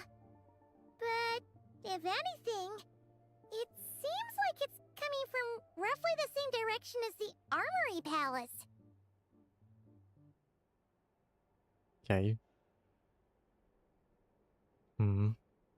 Sure, Haimon's with you there. But how, though? The robot only has a limited amount of intel. Oh, great point! They argue about Project Stuja every day. If we could sit in on one of their sessions, we might pick up some new leads. Good idea! Oh yeah, while you were out, Paimon tried all the yummiest looking desserts in the Potpourri restaurant. Were they good? This one seemed right up your alley. So, Paimon saved some Damn. for you. Come try it once you finish writing your letter.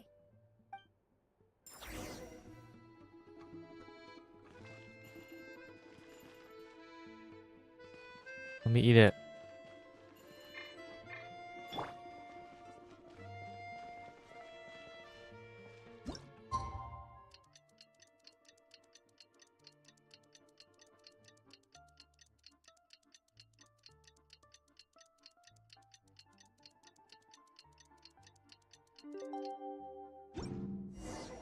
Alosha replied. He says that we won't be able to speak at the Vetcha, but he can arrange for us to attend as visitors. Cool. Time to get ready.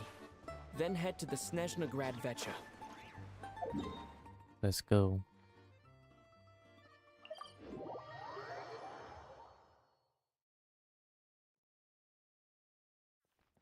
I wonder what this is going to be like. Running late again. Oh. Vodinitsa's here? Ah, Miss Vodinitsa, prima donna of the Korolievsky troupe. What a surprise meeting you here. Will you be sitting in on a session of the Vetcha? Sorry, I'm not taking interviews today. Oh good, you're here. The session's about to begin. Let's get inside. Please wait, Miss Vodinitsa. Could you introduce me to your new friend?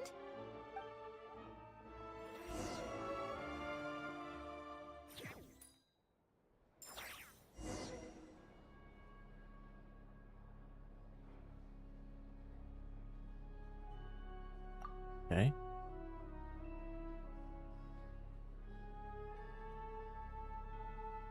Energy-related statistics.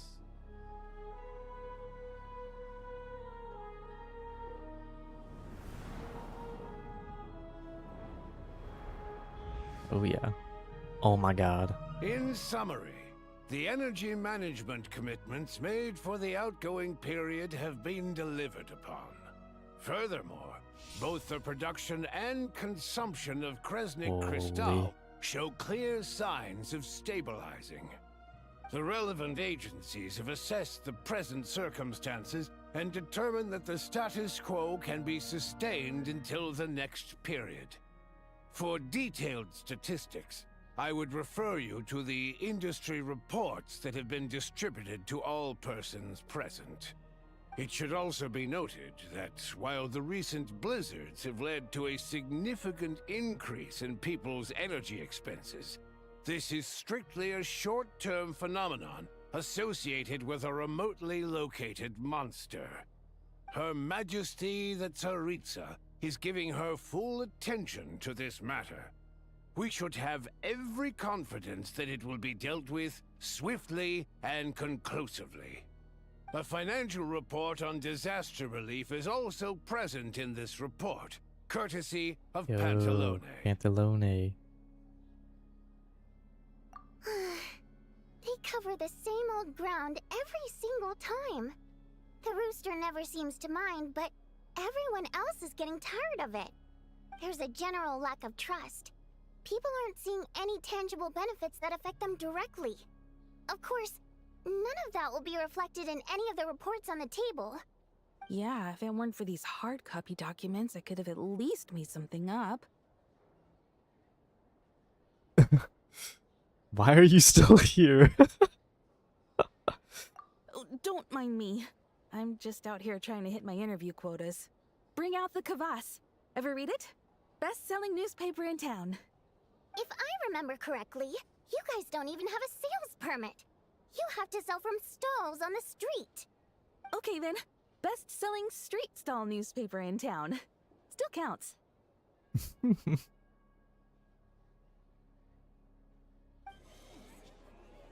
Order! We will now open the floor to the Order. representatives. I If see there are child. no further substantive issues to discuss, we will then proceed to a vote on this motion. Snezhnaya has a long tradition of treating members of the Fatui armed forces and their dependents favorably. But recent surveys shows that Fatui families in remote areas have access to 15% less crystal than the average civilian family in Snezhnograd. It's been said many times before, but it bears repeating now. There needs to be a clear and consistent rationale behind how crystal is allocated, or we will soon face immense public backlash. Perhaps you wouldn't need to keep repeating yourself if you would hear me out for once. I say again, true consistency exists only in principle. In the real world, fairness is relative. You appear to treat resource allocation as a simple function of production and population. So what about when the equipment used in production breaks down? Have you factored that into your equation? And do you even know how long it's been since Snezhnaya last conducted a census? If I knew the answers to questions like that, I'm sure I'd be a very wealthy man. And I doubt I'd be going by child. I'd like to bring the focus back to the specific issue I raised. Or do you wish to deny that favorable treatment for Fatui dependents is our long-standing policy? It's easy to be a critic when there's no accountability. That seems to be a running theme in the anti-Project Stuja cohort. Defeat the ringleader and all other problems will magically resolve themselves. That's what they seem to think. But in case you aren't aware, not one jot in my report would change whether Project Stuja continues or not. So you have no intention whatsoever of finding a solution to this problem? On the contrary, I'm the only one here who ever brings solutions. Child opened by speaking up for the armed forces. What is Root this? Raiders struck back with style and a war of words ensued. Oh my god. Our reporter was is live on the silly. scene to get the audience's reaction as it all unfolded. Who do you support?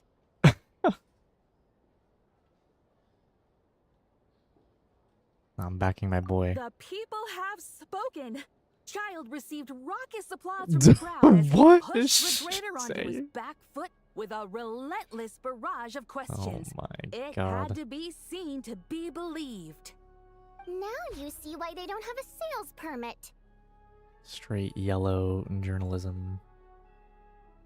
However this reporter wants to spin things, I haven't forgotten that Tartaglia was representing the Northland Bank when we first met in Liyue. So surely their relationship can't always have been this strained. You two are getting off topic. Let's focus on what the data is saying. Mr. Pantalone, may I speak on your behalf? Oh, please do. I'm more than happy to save my breath. Crystal distribution policy undergoes modifications with each new period. The ultimate goal being to find the most reasonable method of allocation, which I believe is what Mr. Tartaglia also seeks. But I fear many may have been misled on this topic by extremist activists. To clarify, Project Stuja is not the root cause of the problem. It is merely a framework for resource distribution. The most recent reports all point to Snezhnaya's resilience and adaptability during this period of fine-tuning, and give clear indications that a distribution framework is improving with each iteration. To make drastic adjustments without first considering the risks would likely do more harm than good. It would be a waste of the hard-won experience we've gained to date. Renowned scholar of finance, Arapov spoke up to clarify the fiscal logic, clearly alluding to social organizations like the Rokot in his words. With the notorious So funny. Lelek still active to this day, should the Rokot be held responsible? No, there is Lelek. someone else to blame. She's just rephrasing what Mr. Pantalone said. The Rokot are the critics he accuses of taking no responsibility for their actions. As for Lilik, you won't have heard of him yet. He's currently the most famous member of the Rokot. Well, more like infamous. Ending Project Stuja has become an obsession for him. Unlike the more decent ones among us, he believes that votes in the Among Venture us. are all that matter. They did mention Lelek in the like preview thing. They were like, I think it was Alosha who said, like, we better do something before Lelek makes a move, or something like that. But then they followed it up with a shot of like Odette being an assassin. So I assumed Lelek was Odette because of that.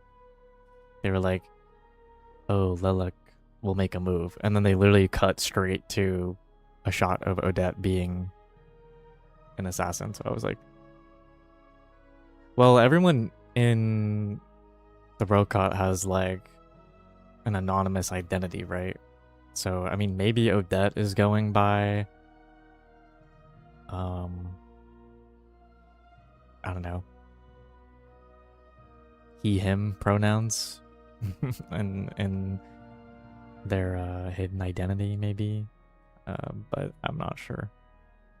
Maybe it's a stretch. But like, I thought that's what it was saying in the trailer. Like, but I don't know. Maybe it was just completely unrelated. So whether it's threats, coercion, or bribery, he'll use whatever means necessary to get people to change their vote.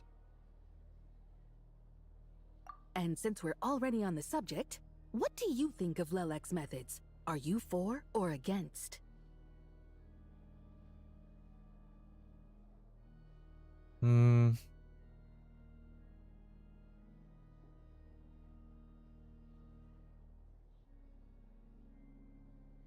Why are we saying anything to this person anymore?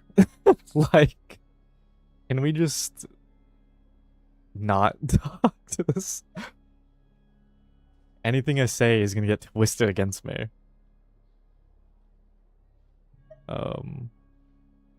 I'll just say this. It's like pretty Well, in between. whatever the story is, his actions benefit us all. We stand with Lelek. At least someone here wants to take this discussion seriously. I've been considering that issue myself. What you really need is more precise regional data, right? I think it would be easiest to let the Fatui handle it, since they're already in charge of Crystal shipments anyway. We may as well get them to collect some data while they're at it. Whatever you need, you can ask the Fatui to look into it for you. In terms of supervision, I think the Druzhna would be a good fit. I had hoped to discuss this with Miss Vesna, but sadly, she's not present. I will be happy to take a note of your suggestions and present them to Commander Vesna for a decision upon her return. The Commander has always taken a keen interest in Project Stuja. However, given the Druzhna's demanding workload, I'm afraid it may prove difficult for them to provide any practical support. Let us refrain from jumping to conclusions until a concrete and actionable plan is in place. My apologies, Lord Rooster.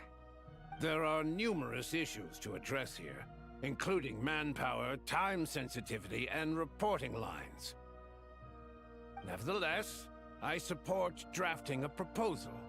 Follow the usual procedure, and it can be raised as a new motion for all parties to evaluate at the appropriate time. In that case, I'd like to share one thought before the proposal is drafted. The issue of time sensitivity was raised just now, which I presume relates to the official reports. In fact, the Energy Commission already collects regular statistics on each urban center and its surrounding area. Would these be of any use? That's a good idea. I read every issue of Svietlo Laidovka's report, and although my focus is mostly on the section about equipment operation, the energy consumption statistics also yield a lot of insights. Be that as it may, does no one see an issue with using local data to determine Crystal quotas? In the long term, it seems like a very risky solution. Not if they are used purely for reference.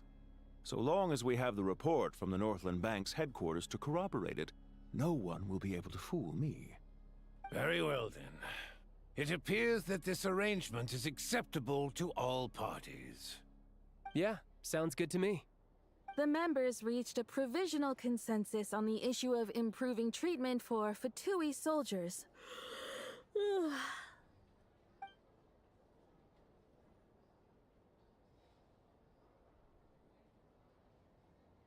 Today, the prima donna of the Korailievsky troupe attended a session of the Snezhnograd Vecha in the company of a dashing young man. The question on all our minds is, what is the true nature of their relationship? Write anything like that again, and I'm revoking your permission to interview the troupe. Got it? Dude, what is she doing? She's looking for anything. So funny.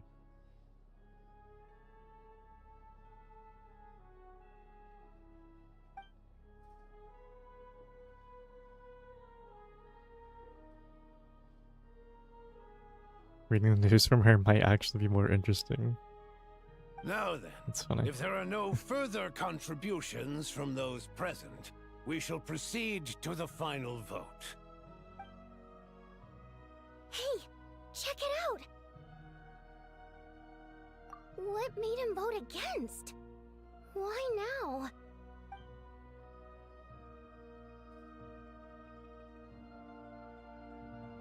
The votes have been tallied.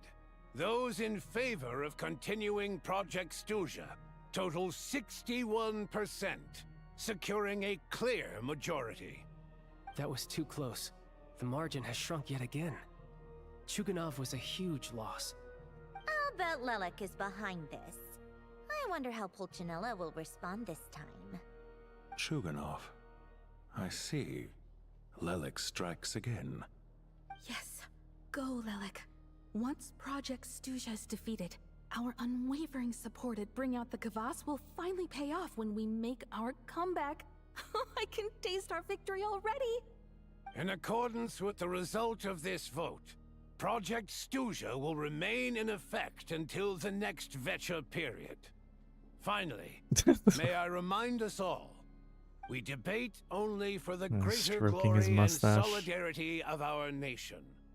May the aurora shine ever on, and the tundra always stand firm. The session is concluded. Alright, so Lelek is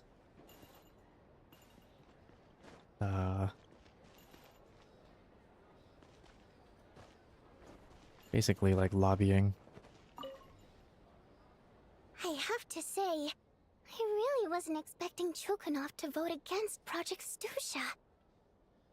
Well, in principle, Snezhnaya's business and political elites ought to be the ones least likely to oppose it. As we heard, Project Stuja is basically just a resource distribution framework that requires Maybe he was everyone like to cut back blackmailed or during the something. winter. But even if the policy got cancelled, Threatened. the Tsaritsa's energy needs wouldn't suddenly go down. The extra demand from the public would have to be filled from somewhere. So logically, the factories would have to take the hit. I got a letter from Mr. Mitya just before today's session. He said he's confirmed that there are issues around overtime and excessive energy consumption at the Iskra manufacturing plant. In a situation like this, once the Rooster receives the report, he'll order the factory to halt production and submit to an investigation before issuing a penalty. But that's a week-long process, and thus didn't make it onto the Vecha agenda this time. I don't think he suspects anything so far. Exactly. And as you know, he's a very selfish person. I was originally gonna try and flip him after he received notice of the official sanctions. My plan was to convince him that the whole thing was completely unfair. Rather than just sit back and take the hit while his factory stopped production, he'd be better off voting to end Project Stuja.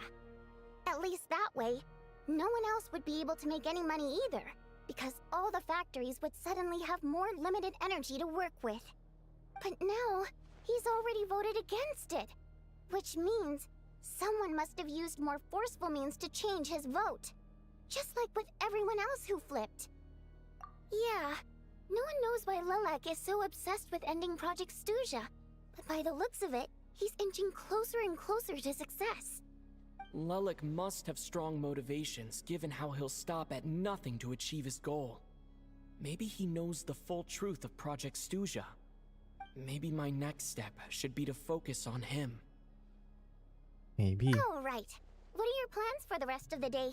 Shall we head out? Hey, comrade. I noticed you were here during W the debate. comrade mention. I didn't take you for a political enthusiast. Greetings, Harbingers. I just happened to have some free time today, and my new friend here thought it might be fun to check out the Vetcha. Ah, Odette must have introduced you. Looks like you two are getting along pretty well. I'll leave you to catch up. I should head back to the troop. Sure. Break a leg and all that. Break a Thought leg. it might be fun to check out the Vetcha, did you? Things are never that simple with you, Traveler. There's no way you're here for kicks and giggles. Tell me I'm wrong. Oh, yeah.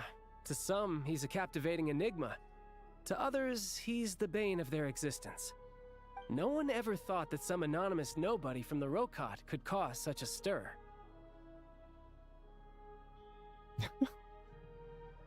Huh? You want to look into Lelik? Then I'm sure his days of anonymity are numbered. What do you think, Sandrone? Fine by me, I guess. If the Traveler actually manages to expose Lelik, it'll be doing Pulcinella a favor. In return, it seems fair to let him in on what we've learned so far. My thoughts exactly. Sharing is caring after all. True, sharing is Head back to caring. Glupov and grab the files on Lelik. Who's this guy? It's easier to just pull the records than go through the rigmarole of getting the That was- Traveler a visitor's I see. permit. As you command, child, sir. In that case, since we're going to be waiting Child, anyway, sir. I'll have someone brew a pot of black tea. He sounds good. One common thread among the many incidents Lelik has been involved in is that the victims are all too scared to share any real information about him. Clearly, he must Yeah. have threatened them in some way. His modus operandi is to silently infiltrate the scene and leave a threatening letter behind. But neither the letters nor the crime scenes ever yield any clues to his identity. So all these files have to offer are short statements by the people affected. They don't give us a lot to go on. If nothing else, it shows we're dealing with a trained professional who's versed in counter surveillance. Yes, and to that point, he often strikes in highly secure locations. The victims are high-ranking and influential people who take their personal security very seriously. Somehow, Lelik slips right into their rooms without making a sound. There's never any eyewitnesses, nor the slightest trace of a break-in. If he can get in and out undetected, it means he can strike without warning. Not that that's ever happened so far, but the thought is enough to scare these people sleepless. It's hard to believe that a human being could pull this off flawlessly every time, so they switched the focus of the investigation to Faye. Unfortunately, no one's found anything yet. Careful, don't underestimate me. Although truth be told, I'd probably find it hard not to blow my cover. Direct confrontation is more my style. We haven't ruled out the possibility of Lelik being human. It's just, there can only be a handful of people in all of Teyvat who'd fit the profile. Faye, on the other hand, plenty would have the ability, but few would have the motive. No, not as strong as me. You'll never find the culprit with criteria like that. Let's go with a little weaker than me. Oh, you hit me right where it hurts. I'll admit, he's strong and meticulous. But can we at least limit this to candidates who have something to do with Snezhnaya? He's just trying to find a reference point. Stop getting fixated on who's stronger than who. But that's the most important thing. In my opinion, anyway.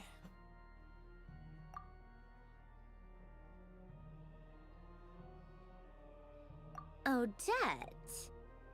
Yeah, that seems about right. Her skills are solid, and she's always calm under pressure. Except she's Fatui, so the likelihood of her working against us is pretty low. But yeah, much more accurate than your previous example at least. Is No, it really that wait a low? moment. Maybe we should interrogate that assumption. What do you mean? Which assumption? Her Fatui identity doesn't necessarily Exactly. exonerate her. And when you think about it, the Rokot would be precisely what she needs to conceal her identity. Plus, she wouldn't need to be such a pro at covering her tracks. She'd already know where the Fatui will be and when. So she could choose the perfect time to act. Oh, yikes. I was just thinking out loud. Why is this starting to sound like such a convincing theory? Still, what reason could Odette possibly have for trying to call off Project Stuja? Arlecchino would be the best person to ask. She knows Odette best. Arlecchino. Unfortunately, she isn't back yet. He isn't back? What the hell? Rosaline used to open up to her in private about her struggles with Odette. As I'm sure you can imagine, Arlecchino is quite a lot better with children than Rosaline was. She gave her some tips on how to handle the situation, and Rosaline managed to reach a settlement with Odette before leaving. So I suppose there were at least no lifelong regrets left behind. Beyond that, I don't know the details about that side of things. But I do know that Odette definitely has a motive to hold a grudge against Project Stuja. The reason being, her father passed away during the early stages of the project. That was back before it had been named Project Stuja, when things were still being worked out. I assume it but was... in essence, it's remained the same ever since. Was it because of Project Stuja? Like, did he freeze to death or something? Like, there's no way just dying around the time the project started is the only reason. Huh. The more you know. Rosaline was always so self-centered. I never understood why she started paying so much attention to Odette. Is that such a surprise? If you cast your mind back, you may remember that Rosaline and I weren't exactly close. We had tea together a few times, but that was about it. Odette's past is no secret. Her father was a fatus and her mother was a very famous ballerina. On the surface, it looks like she followed right in her parents' footsteps. But the truth is quite a different story. After her father passed away on a mission, her mother was overcome with grief. She broke her leg during a performance and could never dance again. Odette was only interested in ballet at the time, but this tragedy left the family with both breadwinners gone. They could barely make ends meet. Per Capitano's policy, family members of Fatui who died in the line of duty had to be appropriately accommodated and provided with adequate assistance. So, regardless of how Rosaline may have felt about it, it fell to her to resolve the issue of Odette's family's livelihood. In the end, the solution they agreed upon was to have Odette join the Fatui. Right, because the alternative would have been a one-off compensation payment, I guess. In that sense, joining up was definitely the better option. So it's not... Still, she must have had mixed feelings about it, right? Yeah, it's not like she was... If she doesn't even like the Fatui. ...willing to join. It's just a theory. A possibility. But as a motive for Odette to become Lelik, it holds up. That said, I have no idea where Odette's head is at right now, or what her conflict with Rosaline was about. Plenty of people were on bad terms with Rosaline. I have no intention of trying to figure it all out. Yes, but there's not much point in discussing that now. Yeah, back to Lelik. Since our investigations so far have turned up next to nothing, we've got nothing to lose by trying a new angle. Funnily enough, Tonya and I had actually made plans to go to the theater tomorrow to watch Odette's rehearsal. Unfortunately, thanks to this Lelik situation, I'll be stuck working overtime again. Which means you can go in my place. No point wasting the ticket. Plus, you'll get to meet Tonya. Awesome. Spirit Seeker. Quite the classic ballet. It was passed down through Odette's mother's family for generations, though it hasn't been performed in years. But Odette's been practicing it diligently, and it's finally ready for a return to the stage. Excitement is through the roof. Tickets for the official performance sold out long ago. Tonya's excited for it too. She's desperate to see it no matter what. Personally, it's not really my kind of thing, But since she's my little sister, I had to figure something out. I've actually seen it several times before. The story's pretty straightforward. The lead character follows a trail of clues left behind by a spirit, gradually recovering her Spoilers, memories bro. along the way. It's a tale of love and regret. So not exactly reinventing the wheel, at least by today's standards. But when that classic melody kicks in and the lead character begins to dance, it always gets me. It really is beautiful. Not an easy dance to do justice to, though. I know it's always been Odette's dream to perform this piece, but I'm not sure she's really ready. In that case, I think that even if she is Lelik, we should wait until her performance is over before we respond. I'll let you take it from here, comrade. W comrade mention. Alright. I'm gonna take a break. I'm gonna go get a drink and stretch a bit. So I'll be back in like 5 minutes.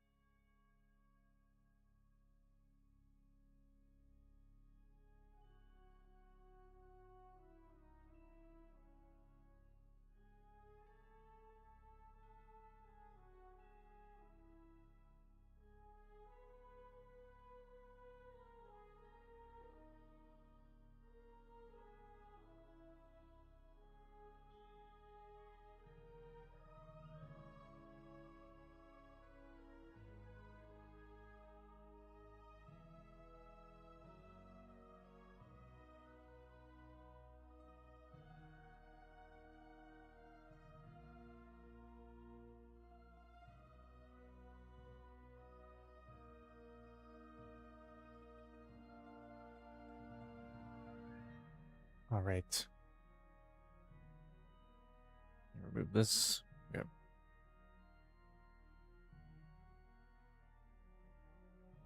All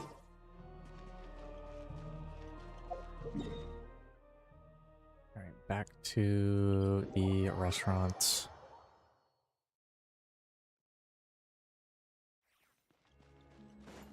So we're gonna watch Odette's performance, and then I don't know, are we gonna confront her or something? I don't exactly know how we're gonna do this. What? Sounds like you made a ton of progress today. It's good that everything's going so smoothly. Next step is to head back to the theater and get a clear answer from Odette. Yeah, she might Either not admit way, it. Paimon doesn't get the sense that she's a bad person. Sure, she might have done some pretty extreme things, but Paimon bet she has her reasons. Maybe this is going too far, but like, with everything she's managed to do so far, wouldn't it make more sense in theory to be even more, you know, heavy-handed?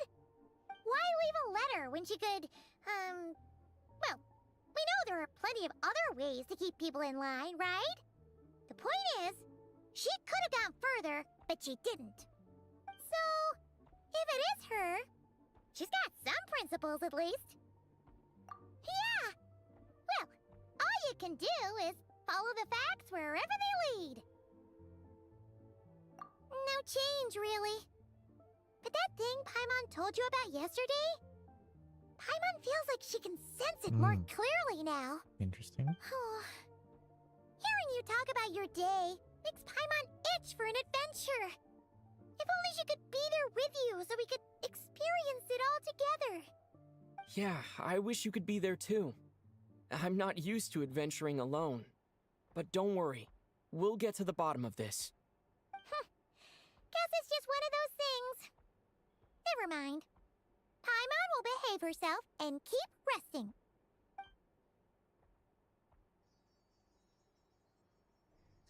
Wonder If why Odette is Lelik, she feels she it. may well have inside information on Project Stuja. Her father was involved with the project's early implementation and tragically died in the process. Now, she's dedicated herself to bringing it to an end. It's hard to imagine she could have gotten this far without knowing anything at all about the Tsaritsa's true intentions. When she spoke to us as a member of the Fatui, how much did she let on? And how much was she hiding? Only time will tell.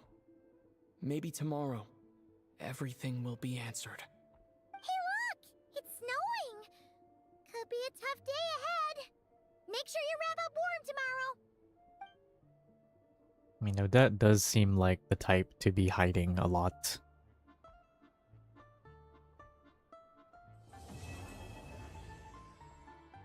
That was Act 1.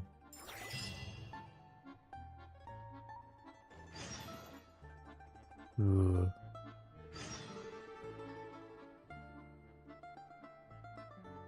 Oh.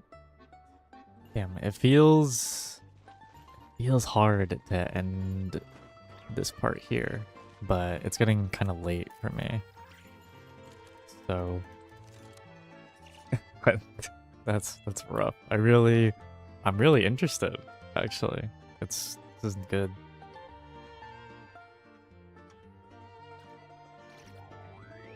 You're doing quite well.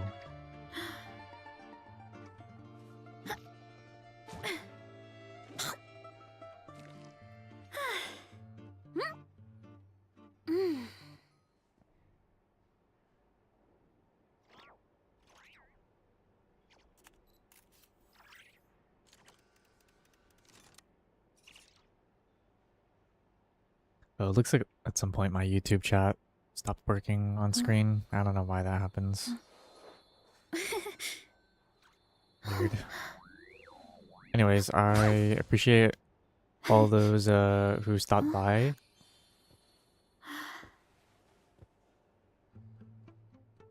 I mean, I'll be live again as you know, as soon as I have a good time window.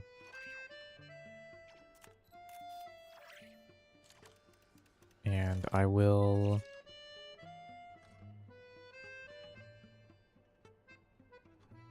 Bacon. Very true.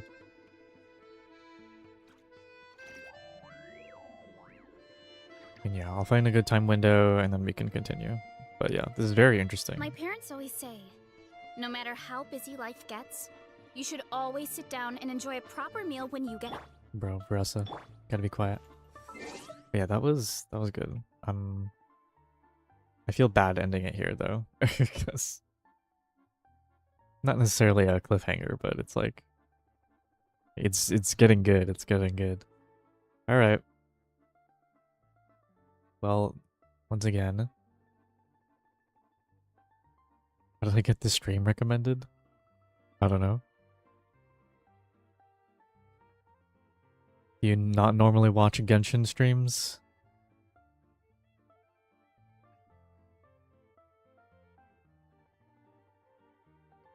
Never.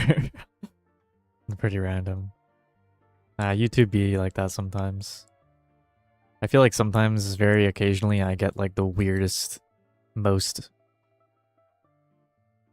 like, I don't know, some stream that I would never watch, ever. And very occasionally, I'll click on it, and I'll be, open myself to a new world that I've never even thought existed. But, yeah, either way, I'm getting out of here. It's late for me. So...